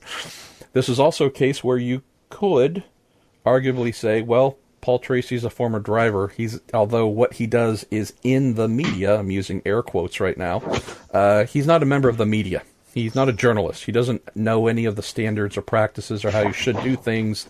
And what he ended up tweeting out ended up being wrong, or some of it was wrong. So not only was he revealing information that he shouldn't have, that he probably didn't know he shouldn't have, but also some of it was wrong. And the Wickens family was angered beyond belief. I just mention all these things as a bit of a guideline of if a broadcaster is doing what most accept that they should do, they fall behind the series and let the series be the first point of information release about an injured driver, corner worker, or otherwise. They jump in every series. I should have some sort of action plan for this and then works down that list. If there's something dumb, there have been some grisly crashes over the years where, again, you don't need to wait for that information. But in the situations where you aren't sure, that's generally how things are done. Yep. But coming back to the primary thing I started with, Graham, it's open for interpretation because there are no set rules. There's no law. Now, if we're, some folks talk about, and I find it a little bit interesting here in the States, we have the HIPAA laws, which is the Health Information Protection something Act, and it's about revealing medical records and how those records cannot be released without consent of, the person in question and so on. Sometimes that gets confused for, nobody can talk about things because of the HIPAA laws. You go, no. It's not talking about something. It's medical records. But regardless, there's no real guideline of how every series opts into, say, an FIA standard. Here, that's maybe the best way to put it. The FIA governs lots of things, as we well know, Graham. This isn't one of them. So to come back to this, however the broadcaster felt it should present or treat these things, it's usually the case of falling behind the series, But if they wanted to get ahead, in theory they could. If they had news that no one else did and they had someone live on the scene and were reporting about it, it wouldn't be a bad thing, but taste and sensitivity would certainly be involved. If you can see someone is fighting for their lives, being there with the microphone, sticking the microphone in the person's face. How you feeling? Telling the camera person to zoom in. Not being the ambulance chaser is probably the number one thing folks avoid. I think you're absolutely right. The other factor that is now a very real world thing, it's referenced in fact, two questions, because Rob Horn asked the question as well, but actually he goes on to say, should the FIA have used this as an example of how safe the race cars are? I think the quick answer to that one, Rob, is no. The reality is things went wrong. Safety systems didn't hold that car on the safe side of the fence. So I don't think that would be something that the FIA or indeed anybody should go down the road of doing. But the other factor, and it's a real world factor, not just in motorsport, with anybody that deals with crisis management, and some listeners might know that used to be my job and was for a very long time, is we're in the era now of social media, not just social media in terms of impact for people who are there. And if you've got a cell phone, you've got a camera, and you've got a camera that's capable of shooting video, and you've got a camera that's capable of shooting video and sending it to any newsroom or social medium on the planet. Not just that, but then, to be blunt, the immediacy and the quality of debate that then follows when you're presented with an image, which may be a partial image, it may be a moving image, it may be an incomplete indication of what happened with an incident. That makes it just terrifically difficult to establish a position of authority. If you're the race series, or even the team, the reality is there are going to be, at a big race, tens, hundreds, thousands, literally got a better view than you, and have literally got better information than you, and could show you exactly what they mean in beautiful 4K HD. I'm very glad I'm not in that trade anymore, because I think it's infinitely more difficult now to get to the stage where you do what you try to do. And by the way, what you try to do is to make sure you've got accurate information, number one, and number two, that the people who need to know get to know first. They're the two things. What does that mean? It means the people directly involved with the efforts at the circuit, and it means the family if you're dealing with injury or, in particular, serious injury or indeed fatal injury. That's the order of priority. As Marshall says, there is a crisis plan. If there isn't, there damn well should be.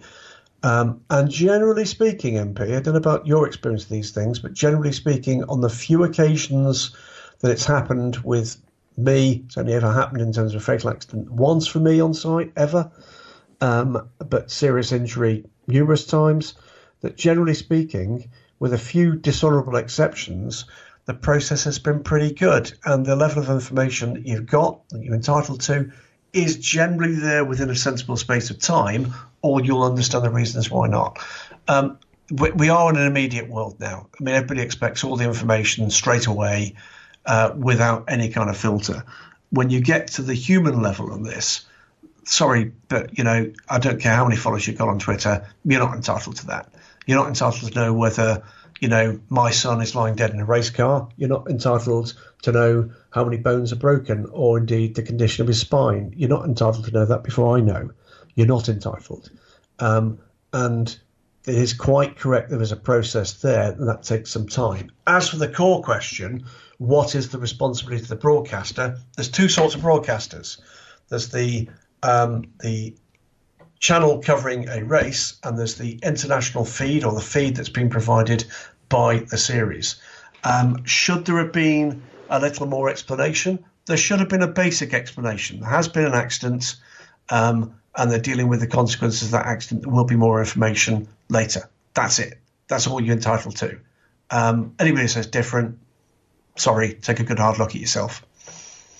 Yeah, I can't disagree. Cannot disagree. And oddly enough, the only time I've ever had extreme pushback on a story that falls in this regard was for a non-fatal crash. So, it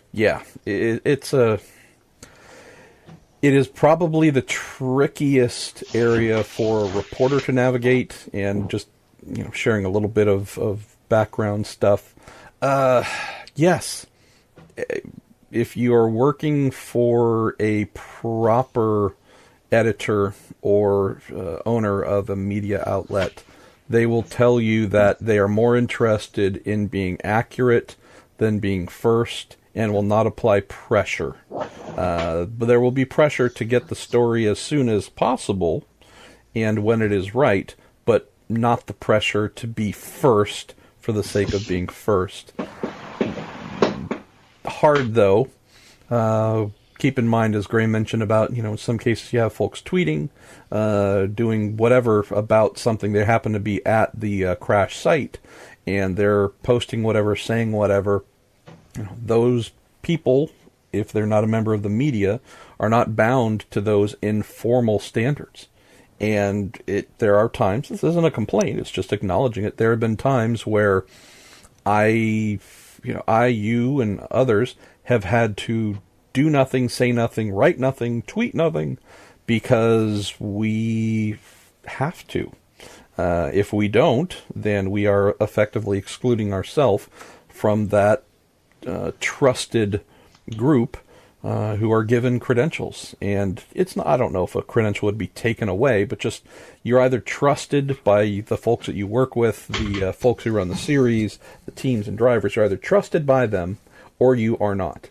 And there are times where, folks who are not bound to that can get way ahead of you and be the person and or people who are not, because it's not coming from a source that you agree to fall behind. And and in some instances would not.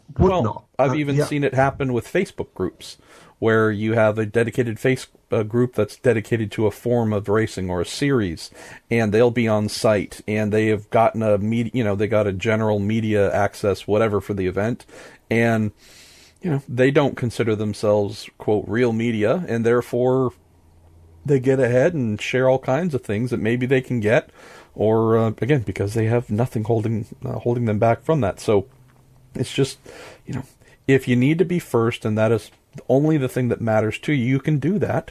You just if you are a proper journalist, you just tear down your standing and or your future ability to do your job properly, because more doors are going to shut. So I think in most cases, Graham, the vast majority say, I'm okay with being second or fifth or whatever it needs to be, as long as I get it right and I'm following the procedures. So, there are, it's not BOP or EOT, but there are indeed rules that we know we must follow, even if there isn't official governance in place. Should we run through a couple of quickies before we get to one each to finish? Yes. Josh Barrett asked, what's sort of your favourite club race meeting you've been to? Mine's a simple one. It's a relatively recent one. It's the Race of Remembrance up at Anglesey Circuit in North Wales. It's not a million miles from where my father was brought up. It's a fabulous event, Remembrance Weekend in the UK, and the highly unusual spectacle of a two-part endurance race, which is actually split into three parts, because after the first hour of running, the cars run in race order down pit lane. Everybody decamps, and there is a very touching remembrance service in pit lane. Race for Remembrance, by the way, run by Mission Motorsport, which is a forces charity in the UK that brings injured ex-servicemen and women back into gainful employment with various means in the motorsport and automotive industry. Fantastic. I gather they had a great race again this year. I wasn't able to join them for that one, but if you do get the opportunity, if you're in the UK or anywhere else, and get an opportunity to go and see that, please do, because it's a great cause. I would say, and it's coming up this weekend, the 25 Hours of Thunder Hill, which is kind of, more am than pro, somewhere in the pro-AMI range. But, I mean, look, although I haven't been to a proper club race in a little while, I do enjoy it. I'm lying to myself and saying I'm going to go up on Friday just to see it and say hi to some folks, just because it's 6 hours of round trip driving. But anyways, I enjoy that event because if nothing else, you get a bunch of endurance racing enthusiasts who, for one weekend a year, get to play and act and feel like the same folks that go to Daytona, Le Mans, and otherwise in big formal series and do the same things. I mean, granted, there aren't big refueling rigs and pit crews jumping over the wall doing all 4 tires at once in many of the classes, but there are some classes where that happens. Otherwise, it's just a 5-gallon dump can of fuel that gets poured in. There's all variety of things, but I mean, heck, it is folks preparing endurance racing cars, usually 50 plus, going for 25 hours around a pretty cool track and enjoying the heck out of themselves. So the spirit of that is something that I've really enjoyed, and was, honestly, every time we get to this point in the year, Graham, I am thankful that 2010 was the last time I ran an entry there, which I think was the 6th or 7th straight year. So it was all I did this time of year for most of the 2000s, but I'm so glad that it ain't be no more. Let me grab a couple of other quick ones from this end, since you've been so kind to grab many. Our pal Steve Smith Jr. Hello, Steve. Say hello to your son. Hey guys, sorry it's been a while. Been busy with life and stuff. Ain't that the truth? Anyways, what are your thoughts on sim racing services like iRacing, and where do you think they will fit into the fold in the future? Steve, I'd say they've been part of the culture for, 10 years, 20 years? I mean, I know that I was playing Grand Prix 2, and you name it, before that IndyCar and a lot of other stuff in the early 90s. I mean, it was huge, just something that I loved doing because I was a dork. Whenever I didn't have a girlfriend, I should say. The times in my life where I didn't have a girlfriend, I did a lot of what we would call today sim racing. It's not an awkward question, but it's just a case where if you're newish to the sport, then maybe you're seeing that things like iRacing and a lot of the other games that folks are playing, sim games, they are just part and parcel. They're brick and mortar in the culture of what we do now, instead of kind of a little weird thing that's just more gamey than actual real life simulation. So to me, I think it's already a part of the future. It's already a big thing. We've had, the Nissan Academy, the GT Academy was really the big example of turning virtual racers into real racers, and that, if anything, Steve, we've asked on this show in the past, what's the next thing? Is there a next thing? Because it's actually been quite a while since, the quality drivers that came through it, the Lucas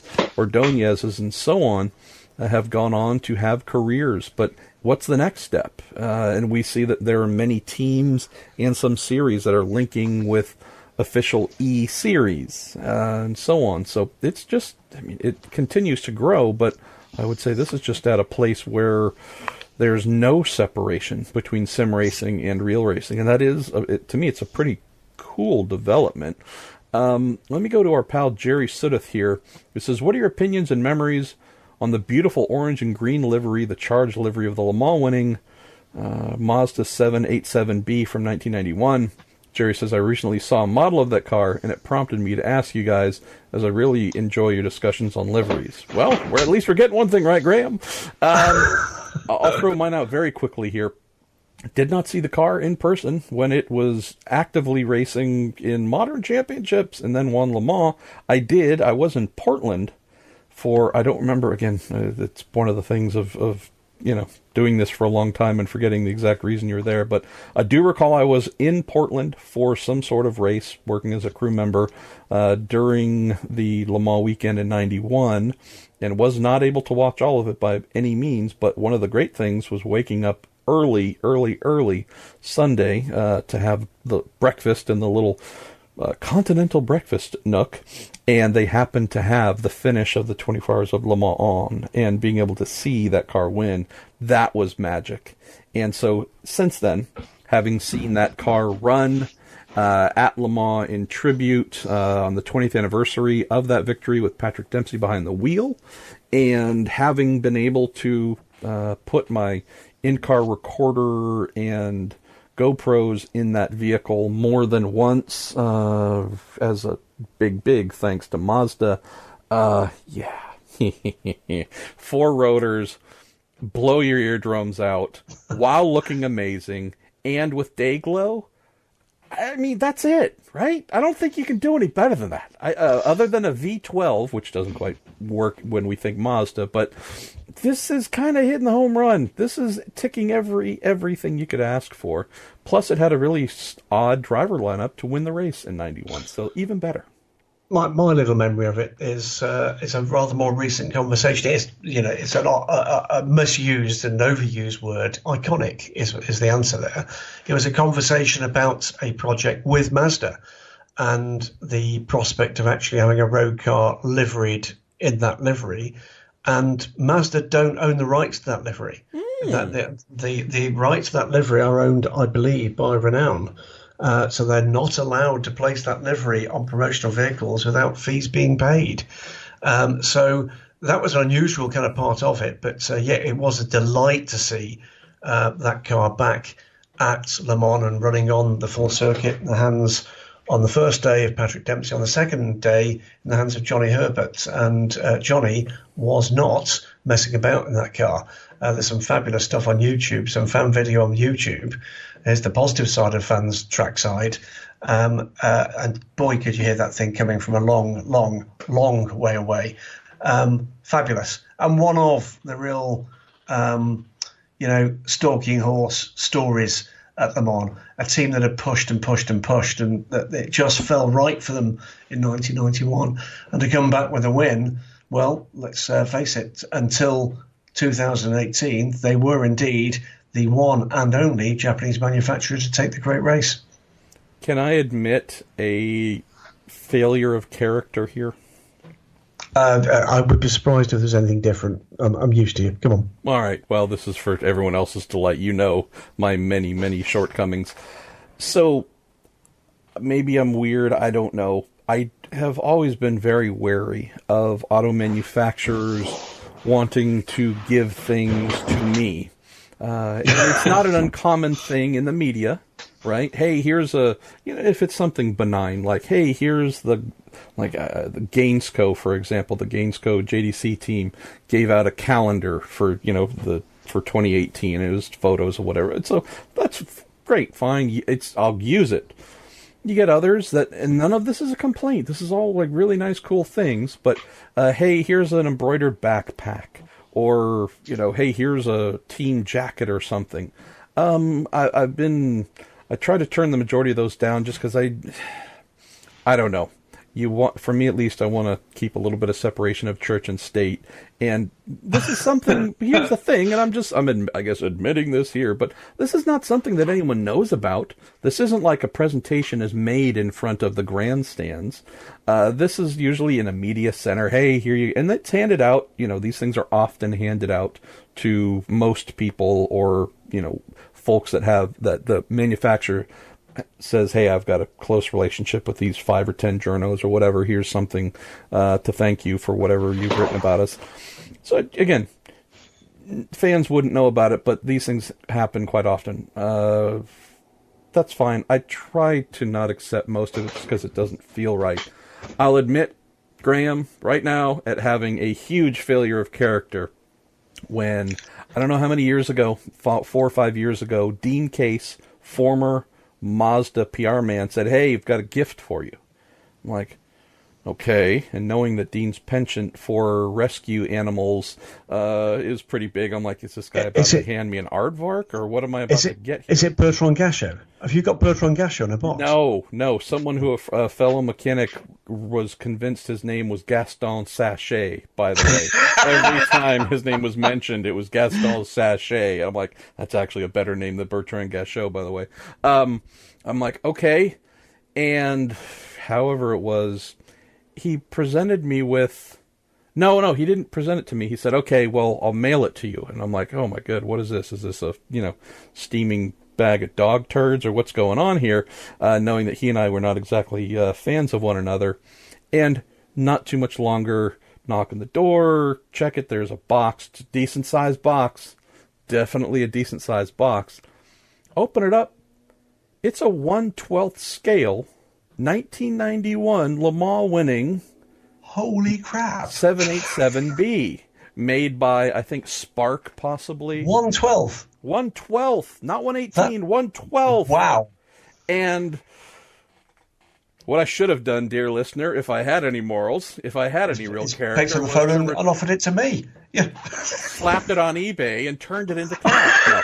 What I should have done was return it. Instead, as I rotate my chair that I'm trying to prevent from creaking, I'm staring at it atop the bookshelf, and it's not out, actually. It's not on display or whatever else, but it's just one of those things where you go, okay, yeah, I can't say no to that, and I know it makes me a weak person with bad morals, poor morals, but...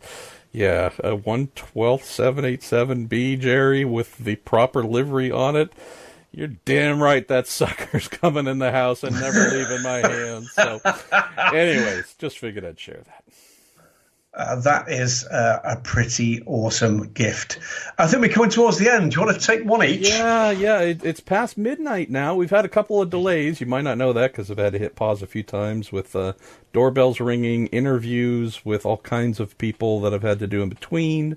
But yeah, we're coming up on the end here. It's past midnight for you. Beauty sleep, definitely you are in need of. So why don't you... since you're the grabby one between the two of us, which we've well established, why don't you grab one? I feel like one of us should take Shay Adams' question because she has posed this more than once. I'll tell you what, let's take one each and then we'll do Shay's to finish. Okay, I'm going to go with Chris Washer, 97. How do you feel about the shrinking of the motorsports off-season? Nowadays, we have the Golf 12 hours a week or two before Christmas, the 24-hour Proto Series at Dubai a week after New Year's. Very good question, and you're absolutely right. There was a time when there was probably 8 weeks without real racing, and as I speak, Marshall is absolutely right. It is 10 past midnight in the UK. I'm going to be up at 5 because I need to be at the airport to fly to Bahrain to go to the GT Festival there this weekend. And I've still got another race meeting. I'm back on Sunday from Bahrain, and then I'm back on a plane on Wednesday to fly to Tokyo to go and cover round 2 of the AsLMS series. And there's every possibility that either I or Stephen Kilby will be at the Gulf 12 Hours in Abu Dhabi around a week or so after that. So that's our pre-Christmas calendar. After that, January is just plain bonkers, and it doesn't get any better the following year with, you're quite right, Dubai, with actually several weekends in Dubai, if that's your bag. 2 further rounds of the AsLMS series, one in January in Thailand, one in February in Malaysia, the Raw before the Rolex 24, the Rolex 24 itself, and the Bathurst 12 hours, all within something like a 6 or 7 week period. And those of you thinking in terms of the logistics of that would know that anybody coming from Europe, and obviously I do, well, at least until our idiot government does what they're going to do, is that every single one of those is a long-haul flight. It's not much better if you're in the States, and particularly not if you're in the West Coast, because it's still a pretty long flight down to Florida, MP. But I do bemoan the point where we used to have a little bit more time. Obviously, we all like racing. I think we've got a little bit too much racing on the calendar now, to be honest with you. 100% agree with you there, mate. And that's... it's one of the things why the recent Michelin Encore, I realize it served a purpose. We said we think it might become a thing. Yeah. Just talking here domestically, I get a lot of the folks, hey, you're going to go to this, you're going to go to COTA for the 24-hour series race, you're going to go here, you're going to go there, and it's, again, this is, probably will come across as complaining. It's not meant to be.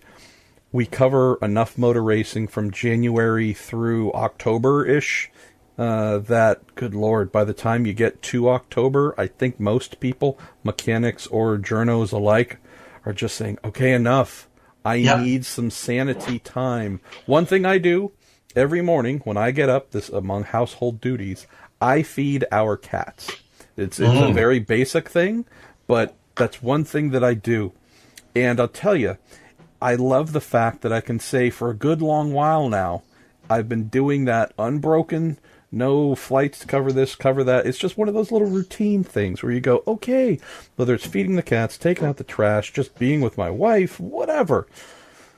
There is a recharging that is needed. And I think for many, not all, there are some who aren't married and just love the nomadic lifestyle. There are some who are married and love the nomadic lifestyle. I'm not one of them. No, me neither. But I also think, Graham, that with this influx of, okay, there's now a couple in November and then there's December. And, since I cover both open wheel and sports car, my season starts early with IMSA, with the Roar the first week of January. And although that's only 10, 11 rounds throughout the year with testing thrown in, then you throw in the majority of the IndyCar calendar, et cetera, and maybe, I also cover vintage racing and do a couple of those.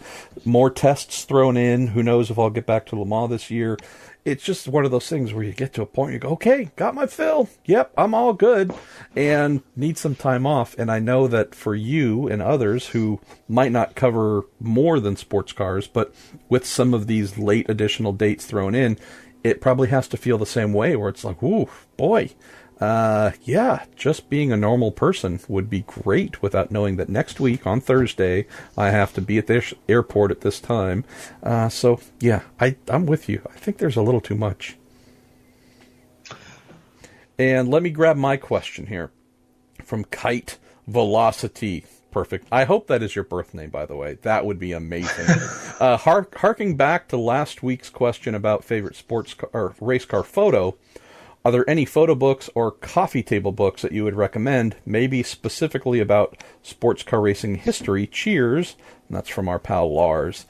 I will, because I'm just staring at it right now. An office, I've got 6 bookshelves in my office, which might suggest I have a problem in owning printed motor racing materials. If we are talking sports cars, Lars, and maybe educational or coffee table-ish bits, Vic Elford's autobiography is just, it is magic. It is pure magic, as is Vic. I would say that the Schlegelmilch book, photo book, Sports Car Racing 1962 to 1973, will just make your eyes dance and be very, very happy. And I'll pick. I'm going to tell you this because that was the book I was thinking of. I found that in a discount shop, new book. And the only reason it was a discount shop is because 2 pages were printed upside down, and it cost me £4 of your English pounds. Wow. Well, it cost me £4 English pounds equivalent plus maybe 20, 30 other pound equivalent, if not. It's a massive bargain. It's huge. It will break your coffee table. That's the first indicator of a good coffee table book. I'll say if you wanted to do a little bit of maybe eBay surfing or snooping around on whatever racing memorabilia sites, I have Le Mans 59, written by / with accounts from one Sir Sterling Moss, which is also pure magic. And let me throw 1 or 2 others at you that I think you might enjoy. How about... Wow. Yeah, okay. Sorry, I'm trying to pick among many here. I would say... Okay, this is starting to get silly because I'm just about to read off 20 different books, which is what I really should not be doing right now. Okay, I'll give you one more. And I'm going to go with... Yeah, this is a good coffee table option. All right, no, I'll give you 2 more. Can-Am Photo History by Pete Lyons. Ooh, that right there is just, again, pure magic. But I would say probably if you could only buy one sports car-related book that was coffee table in size and beauty, plus also delivered history, if I had one, it would be Norbert Singer's autobiography, done, I believe, Michael Cotton as well. His book 24:16. That is 16 victories at the 24 Hours of Le Mans. Not only is Norbert just the best of the best, but that book. Oh, so yeah, Elford, Schlegelmilch, Norbert Singer's 24:16. Somewhere in that area, you're going to have the finest coffee table in your city. Fabulous stuff. It's time for Shea Adams' question. It is. It almost, you know what? It just occurred to me that it's almost like we need a short piece of theme music when we get to Shea's somewhat irreverent question of the week. It's almost a weekly thing, and this one's been carried over a couple. I've got it. Da-da-da-da. Da-da-da-da. Oh. Da-da-da-da. Da-da-da-da. Da-da-da-da. Well, the Addams Family theme wouldn't be bad. If someone has a version that is the Addams Family and something about Canadian bears, which seems to just always be a part of the Shea Adam conversation, let us know. I will buy that music bed and use it. So, why don't you grab Shea's to go? It's, guess what? You have just won the ability to control the weather at any sports car race in 2019. Which one do you choose to affect? And what weather direction are you leaning? Occasional rain at Le Mans, clear skies at the Ring, snow at Daytona. Here's the catch. One race gets perfect weather. One gets horrendous, almost red flag conditions. So what race do you choose to be perfect? And what race is a nightmare? Marshall Privet. All right, well, I'm going to go with perfect for Daytona. And do you think we're not limited to the three options here of Le Mans, Ring, and Daytona, right? We can kind of go anywhere we want. Okay. No, whatever you like. I'm going to go perfect for Daytona because having been there when it is snowing, freezing, cold, whatever, there's just something in the mind that twists itself into a pretzel. Hey, it's winter time. I'm flying to Florida.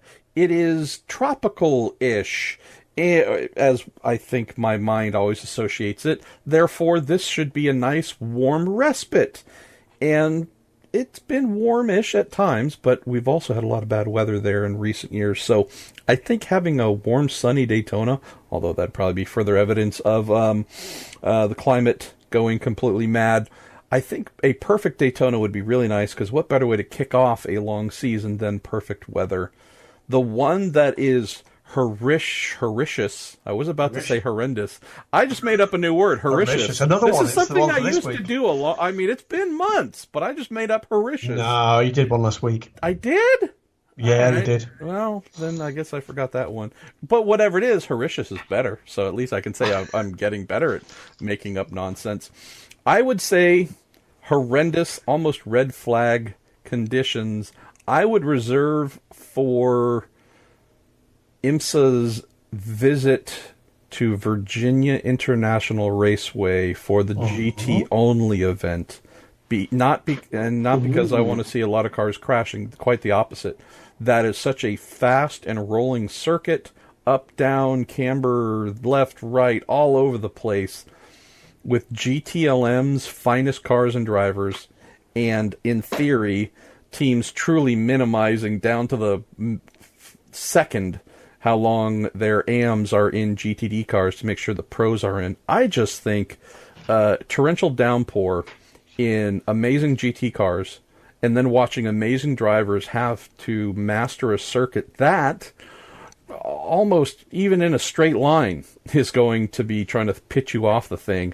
I think that would be an all-time classic thing to watch for 2 hours and 40 minutes. Just the best talent, the best cars, having to work harder than I think at almost any other track. I mean, I might swap out VIR for MoSport, aka Canadian Tire Motorsports Park, but there's just something that seems a little extra hard about having to do that at VIR. So that'd be my choice.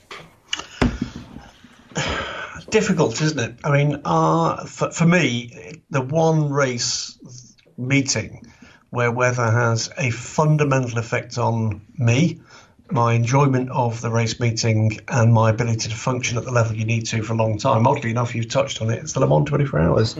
When you get teeming rain every day, it does sap away at the enthusiasm after a while, particularly because you've spent 2 days in the Plaster Republic hiding from the rain whilst covering scrutineering. So the Le Mans 24 Hours with perfect weather, without a shadow of a doubt. Poor weather. Now, I'm torn here between the spectacle you can have with a wet race. I quite like a wet race. I think it's a great thing to watch. But it comes from the same dark part in my mind that did once suggest to a colleague, after my national football team had beaten the Germans 5-1, that actually I would pay £10 for a DVD of a camera just pointing at the German stands after that, because I think that would have been funny. The Monaco Grand Prix, because I do like to see really rich people having a really bad time. The best answer to any question this episode, Graham Goodwin just kills it to close the show. That right there, that's the best. You win. You win, brother. It's a swimming pool. It's going to fill. So yeah, makeup running, yes. Perfectly coiffed hair, just. But that's the point. I don't want to see pictures of the cars. I want to see pictures of, rich people having paid a lot of money for those tickets, way beyond the ability of you or I or real race fans to actually afford them, just having a really bad time. That you are the best. You're depraved. But that makes you number one in my book, you twisted SOB. All right, Graham Goodwin, it is 12:24. It is past midnight. It's officially the next day, and you are still going. You're amazing. Okay, well, tell Trudy that I am a bad human being for making you stay on. She knows. Well, okay, good. Love you, Graham Goodwin. Sorry that we're keeping you up super late here. Thank you for yet again marching out into the field to do more race coverage this weekend. I will be raising my hand and being the lazy bastard between the two of us and covering zero racing this weekend. But nonetheless, thank you for those who have listened to the super edition of the Weekend Sports Cars. And I say that realizing that this is actually shorter than some episodes we used to do. So hopefully we will be back to our roughly 90-minute format next week. Hopefully we get Graham back. Every time he goes off someplace, we cross our fingers they'll let him out.